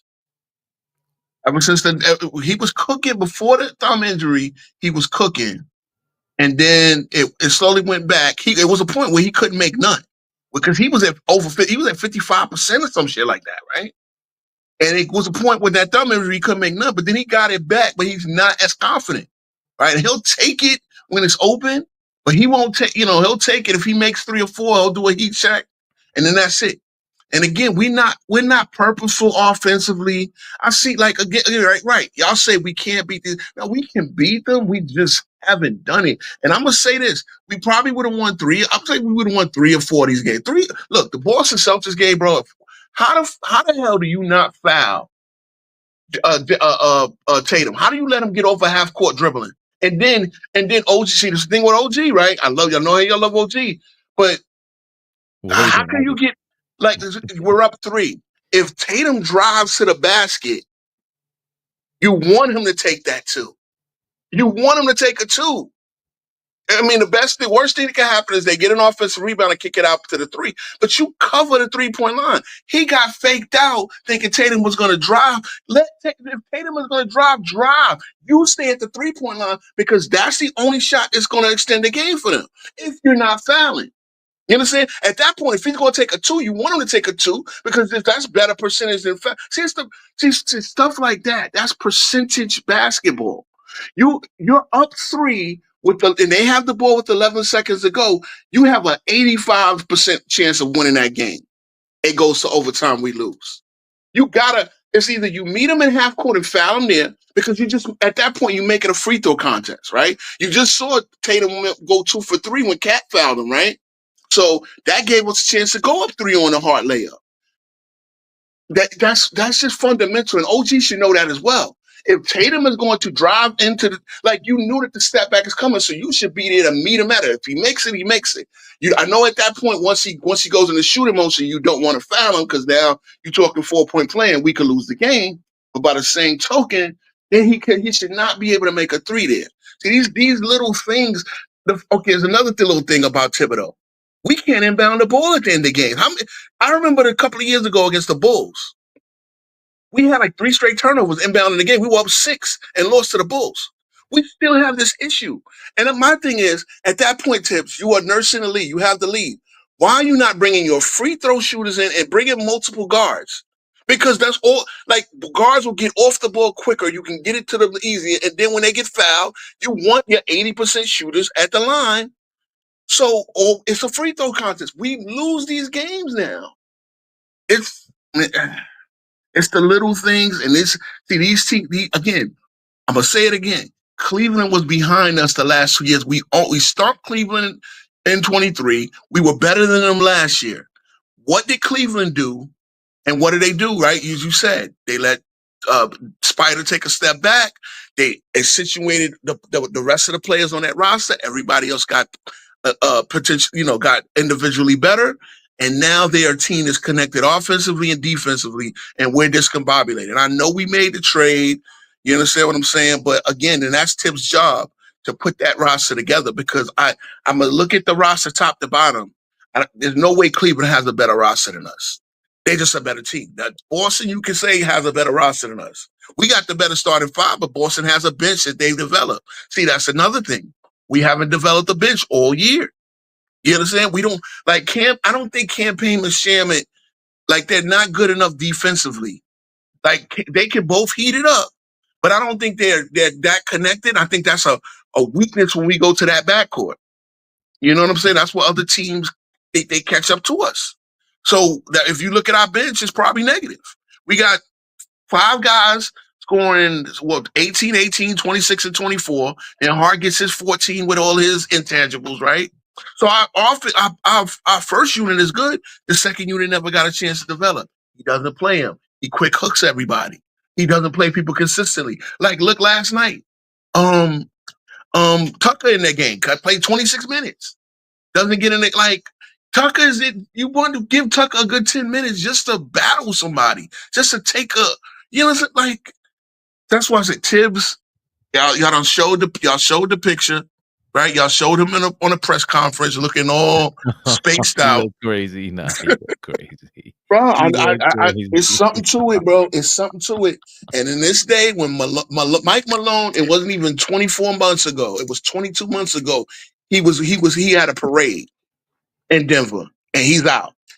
Yo, who is Tibbs to not? You know what I'm saying? And I was never on his bandwagon, but I've always seen Tibbs' weaknesses, and it's like, at this point, we have not played sustained enough basketball, good enough basketball, other than the 19-4 run. And I know we played a lot of bad teams.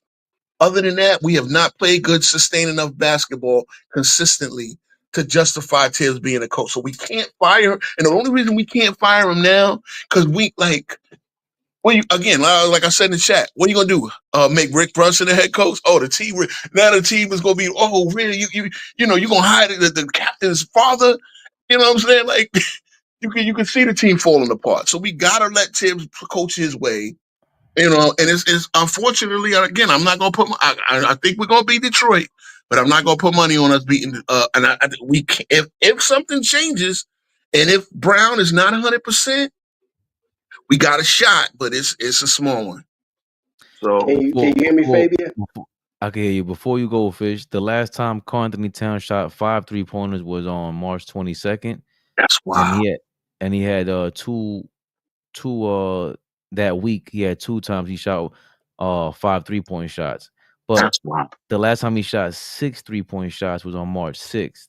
And then before that, look, December or March 10th.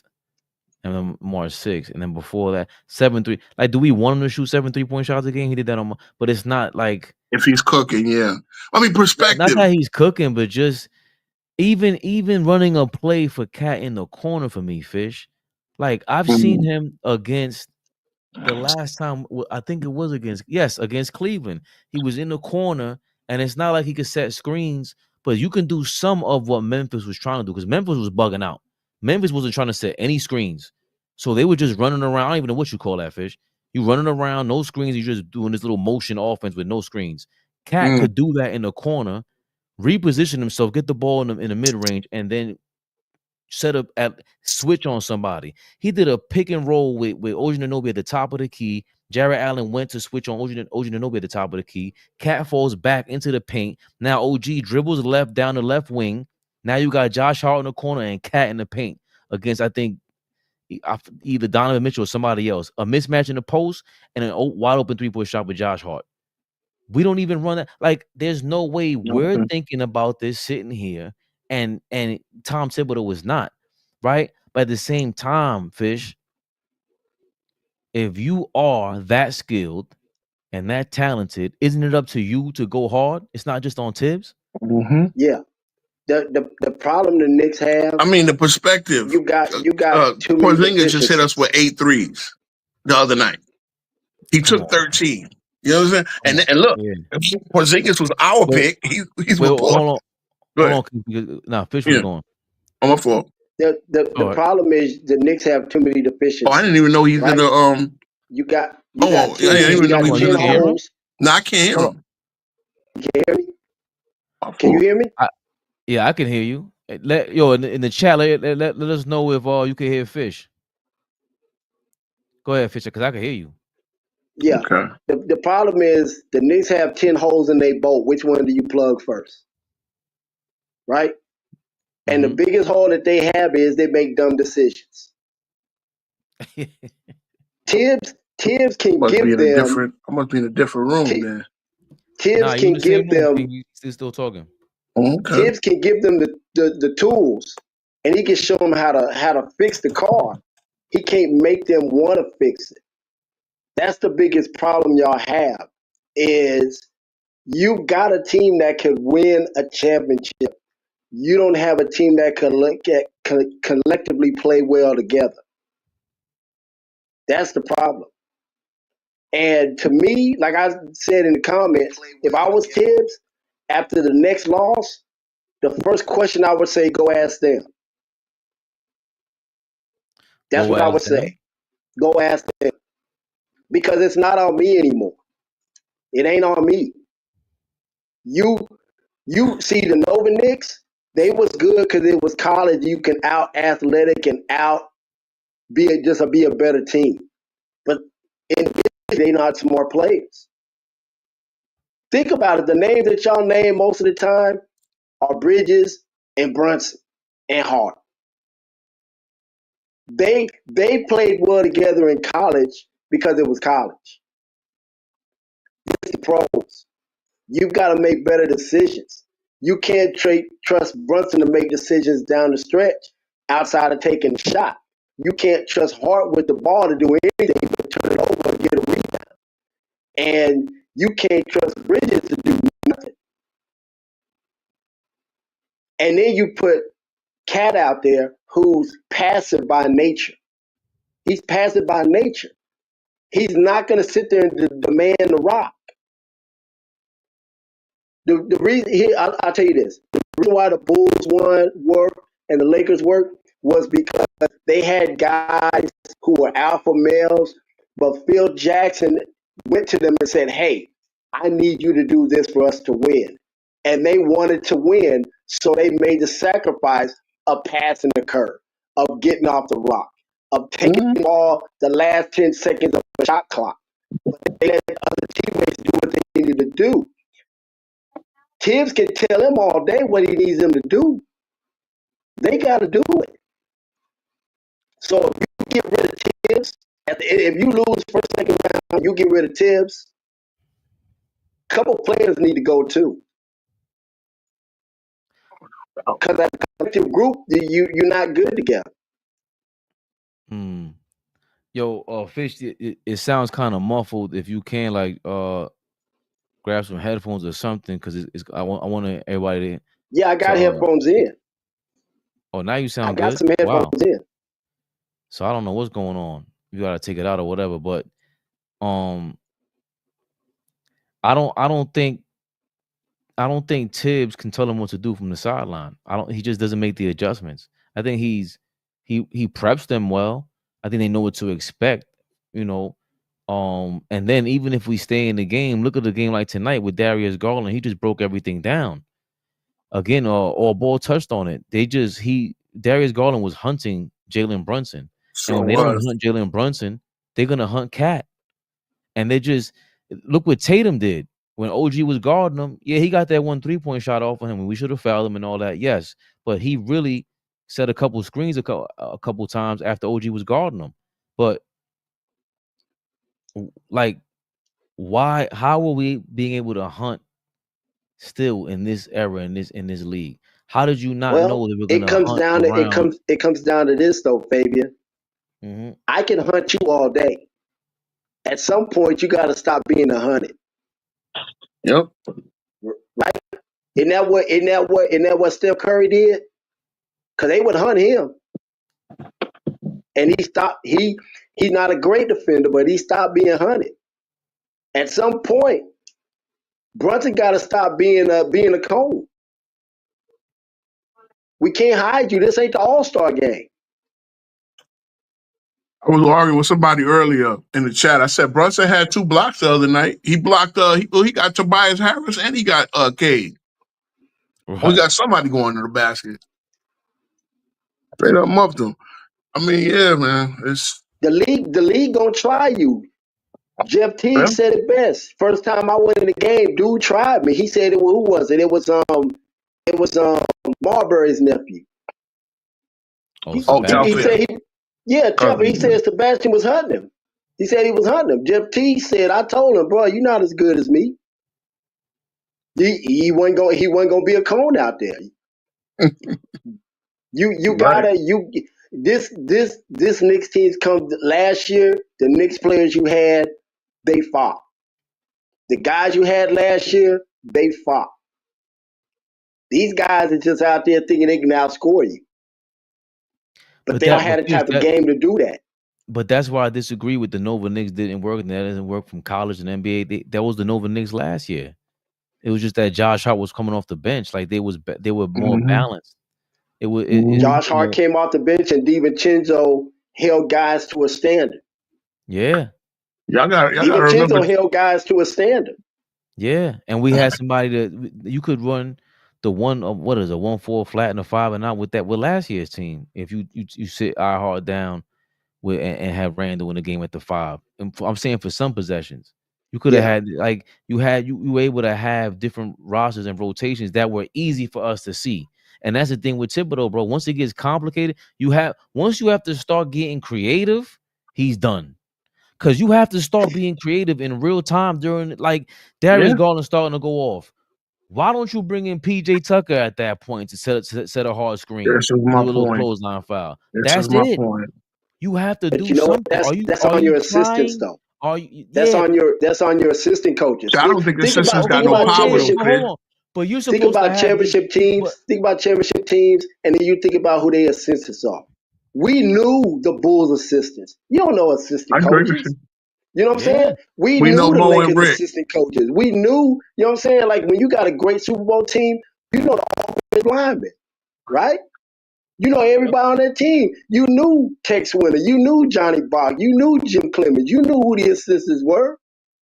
Fitz, they all had an individual job. Tibbs is a great assistant coach. I think Tibbs in the 1 seat, he runs his style more dictatorial. Like I don't think he gets much feedback, other than a few things here and there. Everybody got their one little area. But when it comes to the in-game stuff, Tibbs is what I want to do. Like I'm not, the only thing I was saying in the chat, the only thing we got better at as a coaching staff is Tibbs now wins challenges. We won like 85% of our challenges.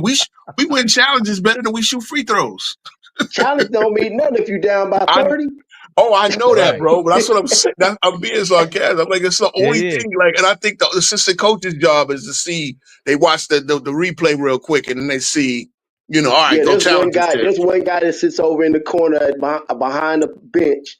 That's his job There's one guy on every team that's their job is to look for the challenge and check the replay. But that's my point. That's the only Yo, thing yo, Tibbs is getting yo, feedback from. Some yo, fucking King, challenges.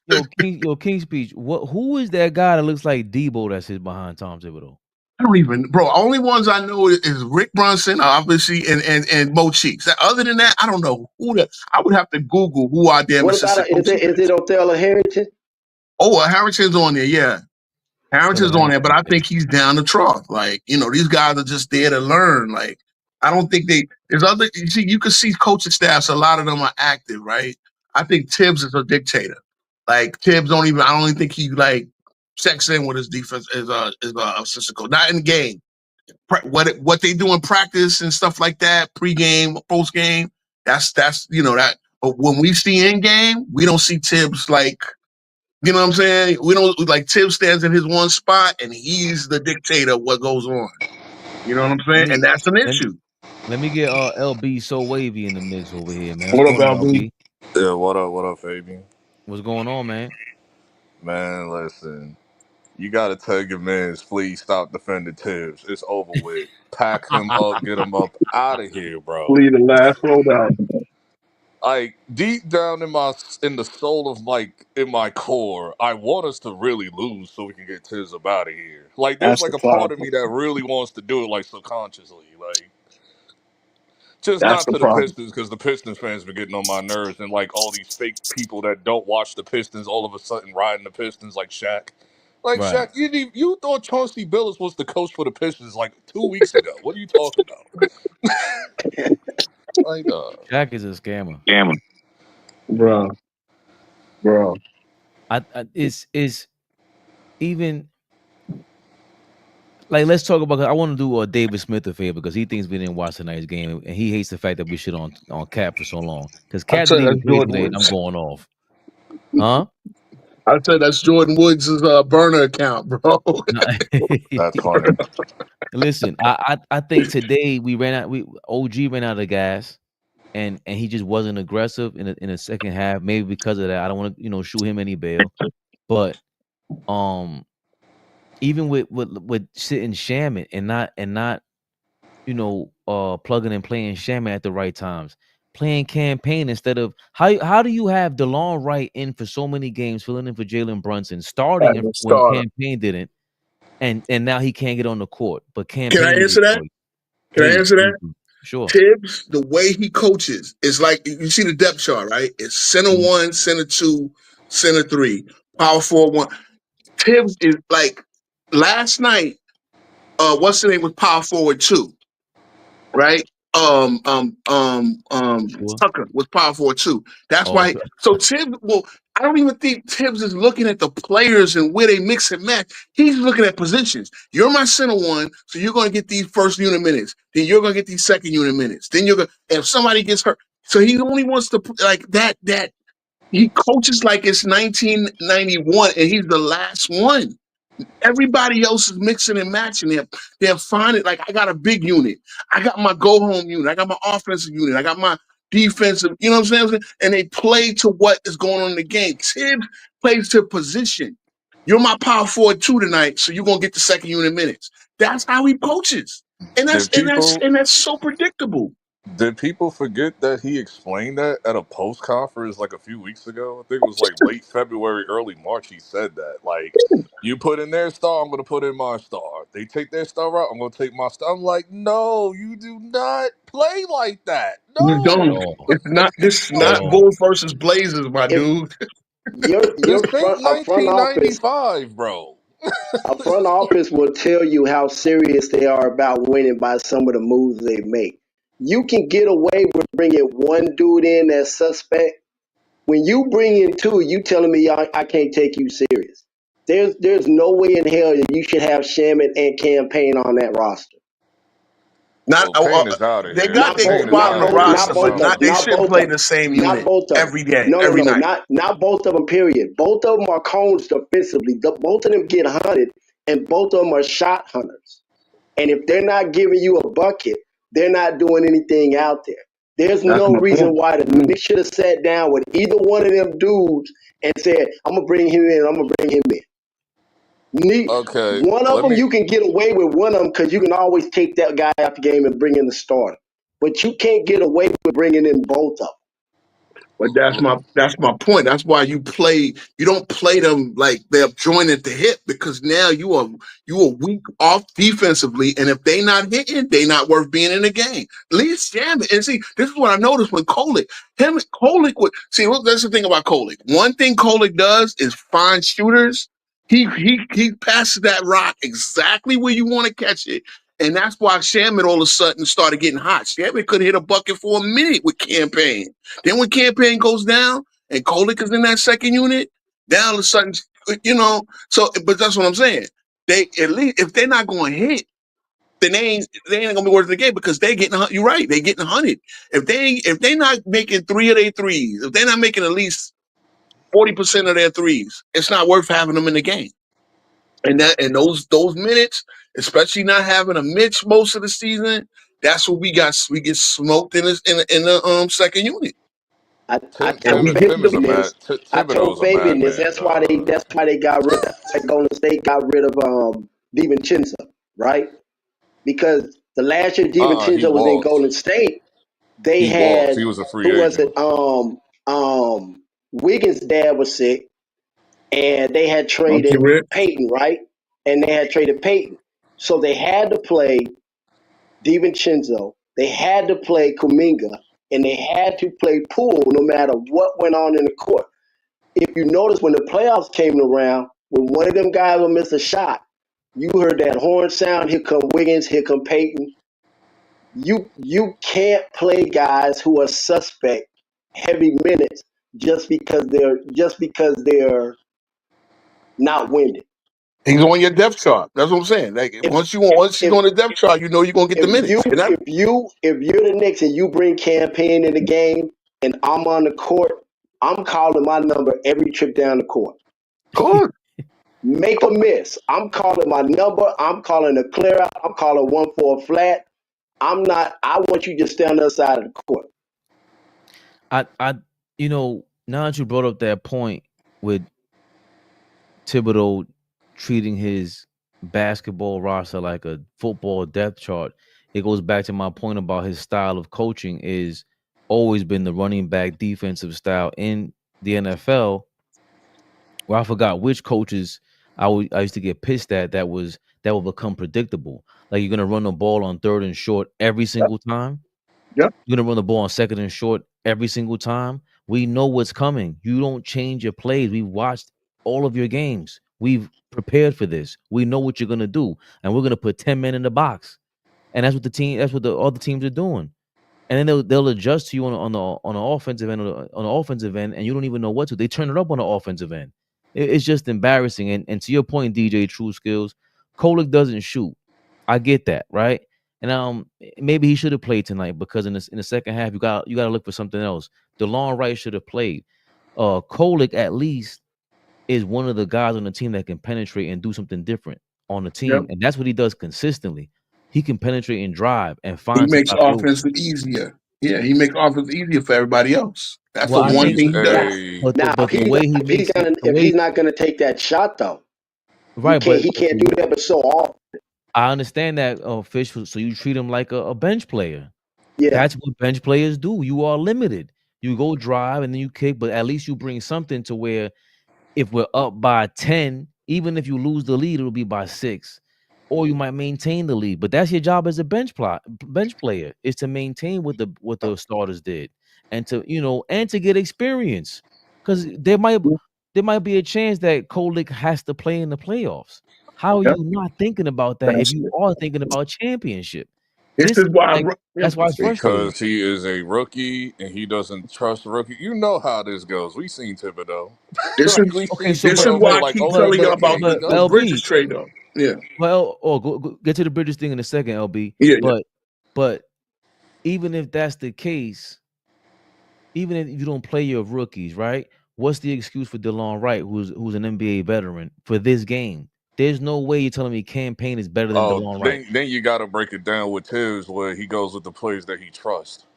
Yep. even though he doesn't even give him a chance to even know that he Yep. could But trust see, him. it's just Delon wild Wright how played it's good in the wild how last Wright few went games, from. and then you choose not to play. Landry Shamet also played like when he's getting hot. This is when you take him out the game. It's like, are you Right. insane? Oh my god, bro! Like He when took him players out are after getting 3 hot, let straight them threes the cook. other night. You look 'Cause at the that's Yeah, the Pacers lost that's the you tonight. do script. that. You do that. We Just like are you do that with very. somebody like Cameron Payne. If he come I It, down thought we here was gonna two, drop three down to the threes in a fourth seed row, today. Like if no, he come down here two, 3 threes in a row, he missed that next one, you take him out yeah. Nah, because not he's even gonna keep because shooting. no Fish because and I'll get back. Hold on, I want to let LB finish his point. We'll get back to the Bridges point if you want to, LB. That Because was me. Shaman's the oh yeah, no, that was oh I'm sorry, King's speech. Shaman's the only one off a transition basket who will pull up for three. And he knows, and it's almost like he knows how to pull up for three. He's not pulling up for three on a 1-on-4. He's pulling up for three when it's a 3-on-3 transition, 3-on-2 transition. He's pulling up for three so he could at least have a chance for an offensive rebound. It's like he's taking a smart transition. And I'm not a Landry Shamet fan. So you made the best point in the world, Fish. You could sign Campaign or Shamet, not and. You don't get Campaign and Landry Shamet, and that's our bench. What the Man, hell is wrong? And you know he doesn't play rookies. If Fabian, that's the I've been case, we don't crying. play them together. Fabian for like 2 months. I've been crying for like Moses Brown, dog. And I feel like Leon won't sign him because of Tibbs, bro. Because he know he won't play him. See, my point on the Bridges thing. My point on the Bridges thing is, you see, we got 4 rookies this year. We don't Right. play them, so it's like, I get it. We gotta. It's like, if you got a car, and you ain't got to make a payment till 2027. Are you gonna sit there and be like, well, damn, I got an Audi. I wanted a Benzo. You're gonna drive that Benzo and you're gonna worry about the payments later. See, the picks is irrelevant because we not even playing rookies. You know what I'm saying? We got rookies that are not even, like, I want to see, like, okay, can the Brooklyn game, can we see some of Dottie? Can we see some, just like, we don't need the game, right? Can we see some of Dottie? Give me 10, 15 minutes of Dottie, Kolick, and McCullers. Just in case, Tibbs, you might need, because you saw what happened last year. We had to go all the way down the depth chart because we kept losing bodies in the playoffs. So that could happen this year. And it's like, Tibbs, put these guys in the system, mix and match, and see if this guy can. Right there, same thing, right? Just like you said, 2 cones with Payne and Shaman. Well, maybe DeLon Wright and Shaman might work for a good 5-10 minutes, where one of them, at least one of them, is not a cone, and the other one, you know what I'm saying? Like, Shaman is great value DiVincenzo, basically. You know what I'm saying? He's DiVincenzo without all the frillers, but you know, But I also think that with the Bridges trade, I liked it, but it's because there was still depth. yeah. We didn't get Cat yet. So if you have Bridges there, you still have Mm-hmm. DiVincenzo and Julius Randle. So you have 6, 7, and Josh Hart will come off the bench. You have 6, 7 guys who could go play now. Yep. It's way more pressure on Bridges to show up when last year. Now that I'm thinking about it, yeah, Dante had a great season for us, but we also had Deuce, Grimes at certain times, Josh Hart, all these guys that were filling in for him to get his rest last season. So I'm giving them credit, but Mikal Bridges doesn't really have the exact situation Dante DiVincenzo had either. No, he doesn't. He doesn't. You know what I'm saying? Remember, we got So smaller I with the thought it trade. was a whim, though. I really thought it was a whim with Mikal because I'm like, he's on Brooklyn. They not utilizing him right. So I'm like, so he's not playing like how he did in Phoenix. Then But he you know what? comes here, and it's like, wait a minute, where's the Phoenix Mikal that, like, where's he at? Like, it is See, what, like, I Here, don't it know. is right for now. It's a win because, again, the Brooklyn ain't make the picks yet, and the only player they got was Bogdanovich, who didn't play a game this season, is going to retire. So it's a win that we got the talent, Oh, I and didn't see, even we know got, that. again, we paying down the road. We're not paying right now. We didn't pay anything. You know what I'm saying? but no more but King speech is what I'm saying. Now that swipe that you put in and on a credit card there or that car loan, how you put it, Yeah, now you're paying for a car loan. It's like you're not using it that much. yeah. You don't got your credit now, right? Because Yep. the Milwaukee pick and the what's the name is with Brooklyn. But again, think about what those picks are. They're the 24th and the 26th pick. Right, We're but not. now hold on. See, but this is what I disagree with. Once you But lose the depth, you lost the whole dynamic of what allowed Dante DiVincenzo to thrive here. correct, And you correct. gave and now we all thought he was better than Dante DiVincenzo, but he doesn't have the same position. So now he has more pressure to perform on the offensive end and defensive end. DiVincenzo ain't come here with no expectations, and you gave Mikal Bridges even that much more when you knew you were losing iHeart. What I said the DiVincenzo move was killer because we only got him on the mid level exception, right? So yeah, we got on the mid level Hey, section. We didn't pay anything. But remember when we did the Randall trade, now Bridges was supposed to be the 2. You could technically call him the 2, but Josh Hart really is the 2. Now Bridges is your 3. You know what I'm saying? Josh Hart would have been off the bench. Randall would have been in the power forward. DiVincenzo would have been off the We would bench have had to also. figure out who the center Exactly. was. I got you. We had to figure out who the center was, but we were basically making it for Mitchell. We would have played, I don't know, Moses Brown might have been our center, whatever. But see, he had to move over to the 3 now, and now he's not as big. Like like you see, there's certain matchups where they gonna little boy him. You know what I'm saying? But He won't be getting let's little get boy as the here's 2. but let hey but here, real here quick, Fabian. real quick, Go Fish, I'll pass it to go you. ahead. Here's another issue with that. That's a high profile trade to make with Mikal Bridges and Karl Anthony Towns. So far, I don't know if the Knicks have made a great high profile trade, because all the other moves that they made were all underdogs. Brunson's an underdog. DiVincenzo's an underdog. Josh Hart's an underdog. Julius Randle's an underdog. iHeart is an underdog. All these guys are underdogs under Tom Thibodeau. It's, I don't want to say easier to make those moves, but it was clearly their forte to draft the Mitchell Robinson, the Deuce McBrides of the world. Yeah. That's their forte. So when you go for Mikal Bridges, it's like, okay, you're going for the big splash now, and you're acting as if Mikal Bridges with Karl Anthony Towns and Brunson is a championship, even though you put the press release, we're not going to win a championship this year, bro. That's not how that trade or how those Yeah, trades look like. So that's now you're bringing even more pressure on yourself, don't you think, Fish? yeah.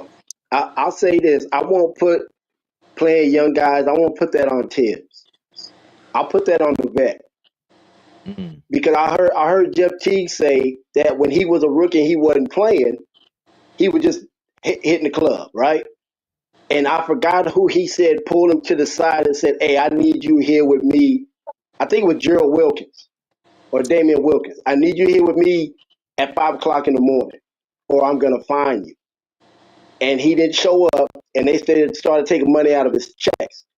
And he started working with him individually in the morning. And he said Wilkins went and told the coach, "Hey, you need to play this kid." That's what your vets need to do. Your vets need to pull some of these young guys to the side and work with them, aside from the player development coach, and hang out with them and get them comfortable being with the team. And then go to Tibbs and tell them, "Hey, you need to give this kid a chance. You need to give this guy a spell. We need to see what this kid got." That falls more on your vets than the head coach, because the head coach is only going to do what he's going to do. You know what I I'm know saying? he's young. But I know he's you young, but I got think vets on Deuce your team, but I don't know if the vets on your team are built like that. You know what I'm saying? Let I Let think me ask you this, that's Fish. like the vets like what Boston has. You know what I'm saying? That's like an Al Horford move. You know what I'm saying? That's one of those type moves. That's a Rondo type move. That's not Yeah. Bridges and Brunson aren't those type of guys that seem like they'll pull a young guy to the side and work with him They and do all not. that. They seem like they caught in with doing what they do. But that's So why you have certain vets on your team I to think Deuce is that guy be though. that I, buffer with the coach. They not. That's why when Mikal came out and said what he said in that post conference about like Tibbs or whatever, and I was like, Brunson ain't tell him nothing. I know Mikal did that on his own. Ain't nobody tell him a damn thing. he said what needed to be said. Then that's the thing. It needed to No, be but said. that Somebody need to call Tibbs on the shit. right, but to LB's point, Mikal Bridges, they would have never let him. If he would have went and spoke to them and been like, "Yo, I'm about to go say this," they would be like, "No, you're not," because they don't get Yeah, down like that. They don't get down like that. But And for the Mm. front office to say that, and for the front office to not say anything, lets me know they silently agree. Oh yeah, Mm. Rose and them lay in the cut. They don't mess with the media. Dolan hates the media more than them. So Dolan lets them lay in the cut. So let me ask y'all this. There's Like this no goes for championship team that's never had friction in the Right. process of Or, winning a or ring. There's no championship team that, even the Spurs with Steven Jackson, there's no championship team that hasn't had some sort of issues where they had to go to the coach or somebody had to say something. So remember, if you wanna, if the Knicks players still want to move around like they in college, cool. But at some point, y'all gonna run them out the city. Well, LB had a question. yeah, I was like, let me ask y'all this. Next in the off season, do you think we should just clean house with like the coaching staff altogether? And just bring You a new, like from the head you coach all the can't way fire the down to the coaching captain's staff, dad. just move everybody off. You can't fire the captain's dad. I know that much. So he's probably Except gonna be Rick. in I there. know Rick is still gonna be there, but everybody else though. Depends on what happens. I mean, I You Like, want to cause bring a say the in, lot of fifth. in people don't I would leave like. I did everybody my out. research. I did my research. Like, I completely forgot that Mike Malone is from Queens, and I Yeah, forgot that Oh he Brendan used yeah. to Malone, be part of the coaching son of staff Brendan Malone. for the Brendan Knicks Malone under been with us Jeff for a Van minute. Gundy. I completely forgot that. Like, Oh yeah, Did, that's did that's I Brendan that was whole like, Malone? Riley wait, coaching he was tree. here? I was like, when was he here? They was like, well, Jeff Van Gundy was here. I was like, oh wow, I didn't even know. Yeah. Okay. I know Brendan Malone coached the school that Woj went to now, if I'm not mistaken. And wasn't he at Rice yeah. High School? Did he play for Rice High School?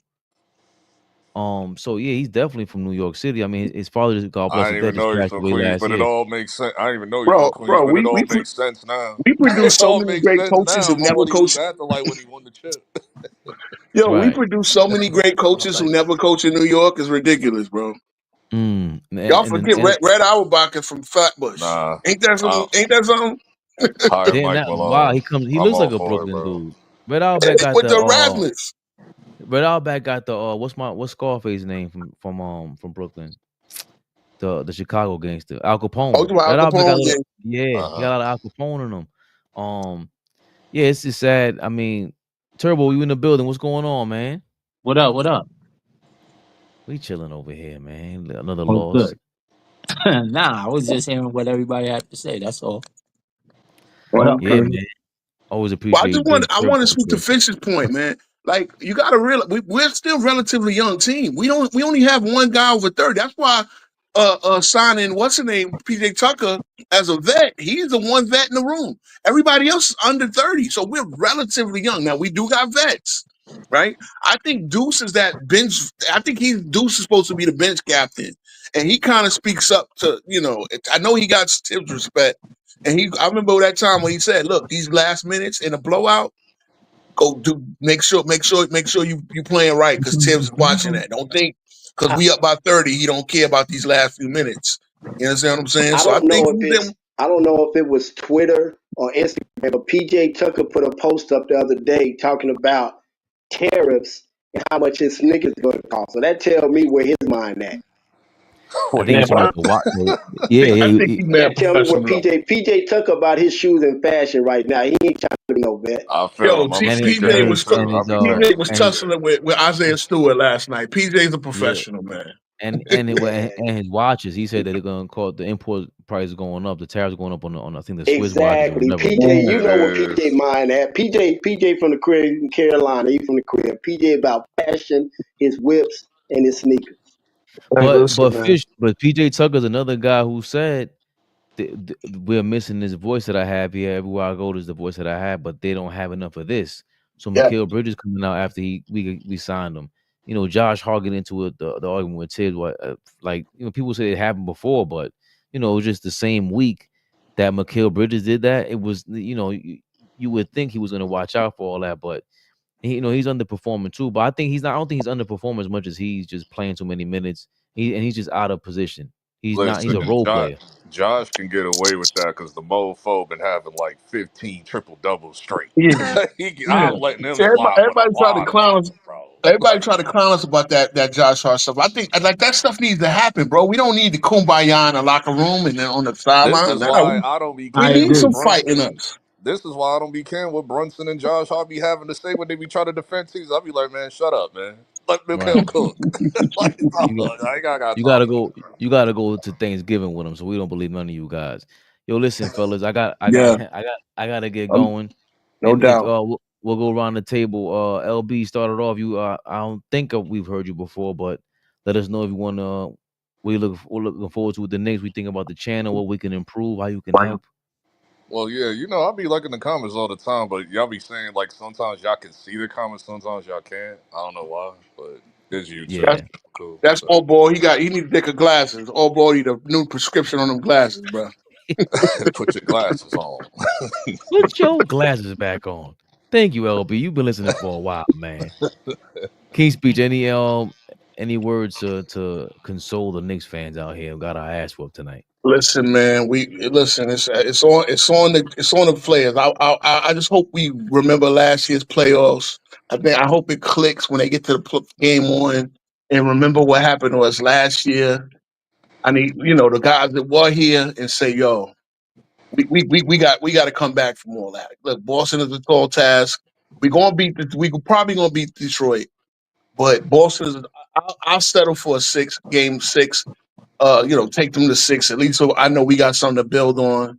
But yeah, Tibbs' voice is a little bit stale now. So just like LB saying, he's rooting for us to lose to Boston, and I don't want to get swept by them because I don't want.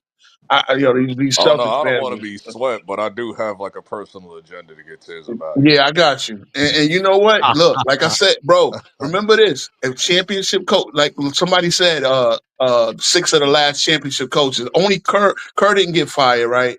It's Kerr and but all the rest of these coaches that won championships Bolster. get fired. So if they can get fired, winning the ring.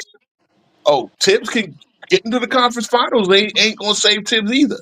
So, we I've might been realize we saying need a that. new voice in the room to grow. So Oh, I do want to add on to this before I like dip out. Sure. This Detroit vibes, like how everybody signed up with Detroit, is giving me very like vibes from last year with Philly, when everybody was like on that yeah. Philly BS, and all the people with common sense had Nixon five. Like it's giving me the same vibe. So Oh yeah, I just want to just thump on Detroit real quick, and then we can just yeah. cruise in the second round. And So my bad, before you give it to Fish, yo, Fave, the next time all balls say Philly wasn't healthy next year, I need you to remind him we lost two players. We lost Bogdanovich and Mitch in that series. They had everybody. Stop telling me Philly wasn't healthy. They had their whole team. It's not our fault that Embiid ain't in shape. He wasn't unhealthy. He's just not in shape. That's the And problem. we didn't have Julius Randle. Hey, Turbo, I'm we gonna didn't give have, it to yeah, you. didn't have Randall at all. You know what I'm Come saying? on. We lost Mitch. We lost Bogdanovich. But they I'm but with they you. wasn't healthy. Get out of here. Listen, don't you can't listen. I King Speech. I hated Julius Randle for his 4.5 years while he was here. January hit, we got Oyeanobi, and he was a different place. Stopped shooting threes. He did everything I wanted him to do. That was it. And then Oh, I look down missed to you. Minnesota. Look down to Minnesota. yeah, He's cooking with them you now. was I tripping on said he OG was gonna be back fine like all you was year. tripping on OG when he first got here. I said Fabian.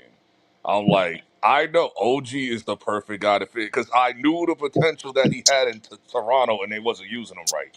That's why I was Right. like, Toronto people sounded crazy. No, no, hold on, hold on. I was like, Before I let Turbo go, when OG got here, this team became balanced. That's all. We like to go from top to bottom. It was balanced. What he added to us, it was like all I want you to A do is game shoot winning corner threes streak. and Yep. play defense. That was it. And we looked last year.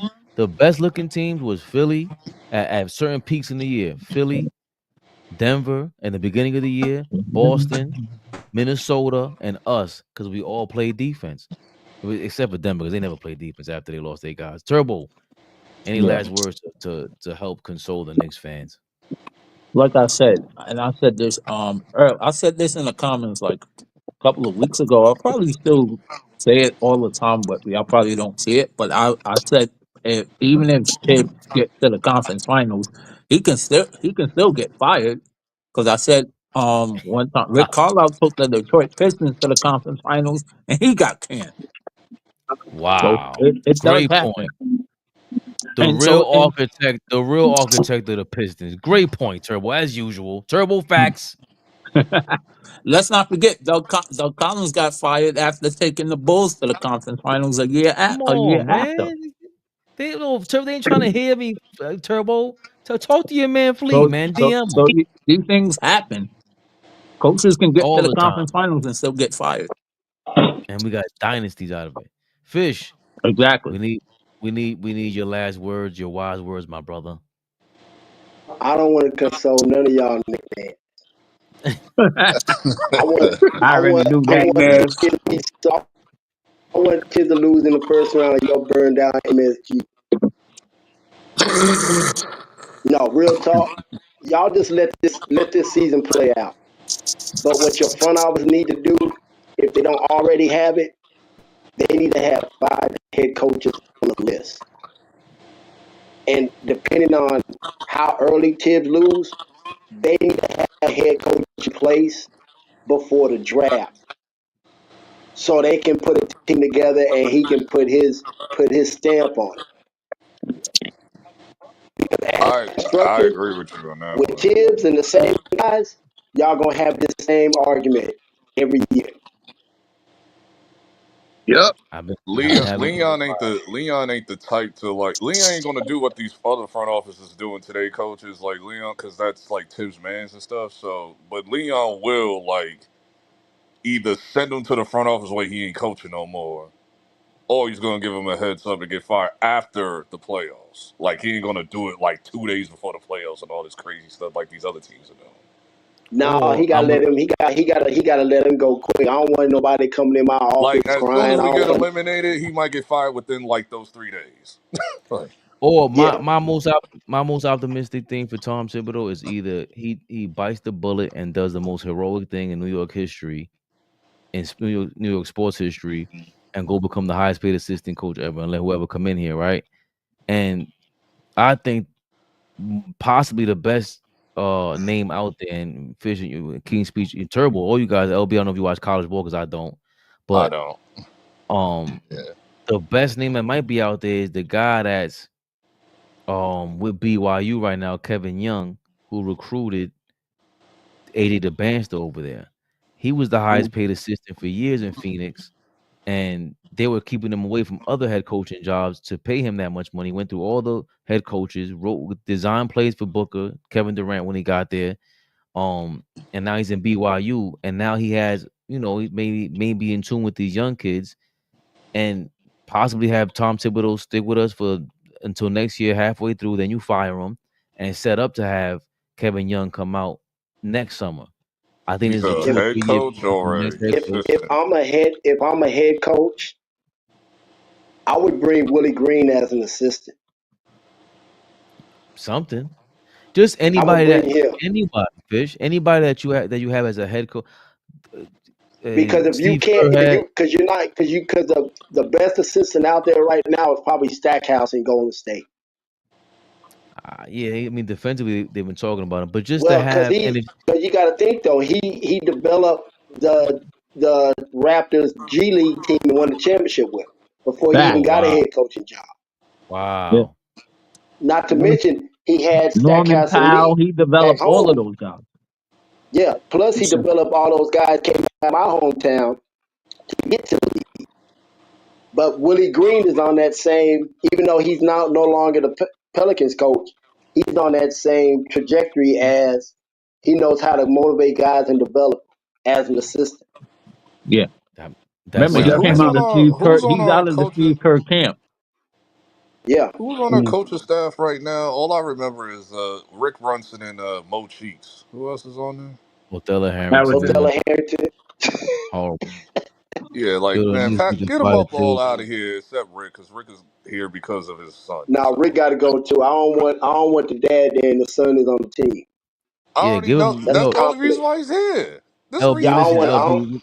I don't want It's to see. very I don't want simple. to see. I don't want to see dad. You Listen, it's very you want to go simple. home Give and him have dinner with your dad, or do you want to win a championship? that's it. Or listen, it's very simple, and we got to run. Rick Brunson, you can get a consulting job or whatever other fake ass job Oh for the yeah, Knicks yeah. organization, bro. They'll give Or you the brother. or you can move 10 rows sideways and go sit next to John Starks, bro. What do you need to sit next to the coach for?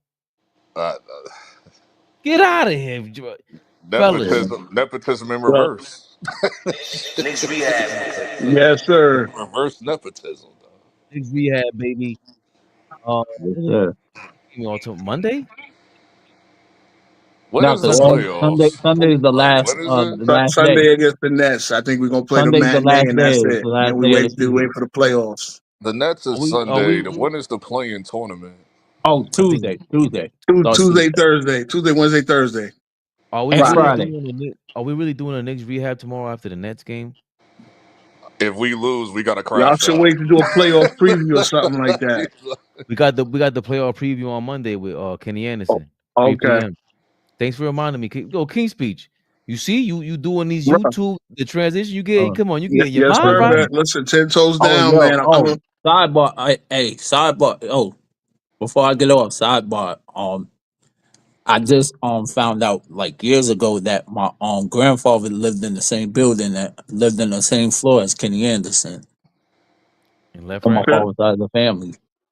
Oh yeah, Come Kenny is on, from man. Left Rack City. Yeah. Yeah, Yeah, some left my rack, man. grandfather lived Come on the same floor as him. on, Okay. man. I just found out that he used to come over my aunt's house and play after he played ball with my uncle. I was like, what? She mentioned that mad casually. I'm like, what do you mean he used to come over your house? She's like, yeah, Kenny Anderson from left rack, right? I was like, Yeah, word? yeah, my You grandfather, never but I told me never this met. I ever never. in my life? Oh, oh, but I never met my grandfather on my father's side of the family. That's the crazy. That's the crazy part about that story, though. Yeah, But but I'm saying, why are they telling us this now, sir? Well, 40 years later. Why don't you tell us that when we were Because they say Because kids? like of we what don't y'all know, like asking we for won't know tickets who back Kenny then. is. Oh, you no, mean Kenny up the street? Like, what do you mean? Do no, my you do dad They your used didn't to care coach about no against him when stars. he was younger. So, Oh, that's crazy. Kenny has history with my yeah, family, and plus I know his best friend because I live in Rochdale. So Amazing. we know Listen, the same people. yeah, All sir. right, we later. will jump on after the next game tomorrow, just for shits and giggles and Oh, some On by the Sunday. way, I mean we're Sunday. solidified at third since Pacers lost today. So Yeah, so we yeah, exactly. Thanks for reminding. I think we didn't do that on the air, but we are the third seed now. Knicks rehab. Uh, thank you guys for joining in. We have to what's figure out up? a different way to do it too, because we could get like I don't know. The StreamYard thing is all right, but it's not the best. Fellas, it was a great night. Appreciate it. Well, actually, it wasn't a Salute, great fucking stink. salute. Salute, fellas. See y'all on Sunday. All right.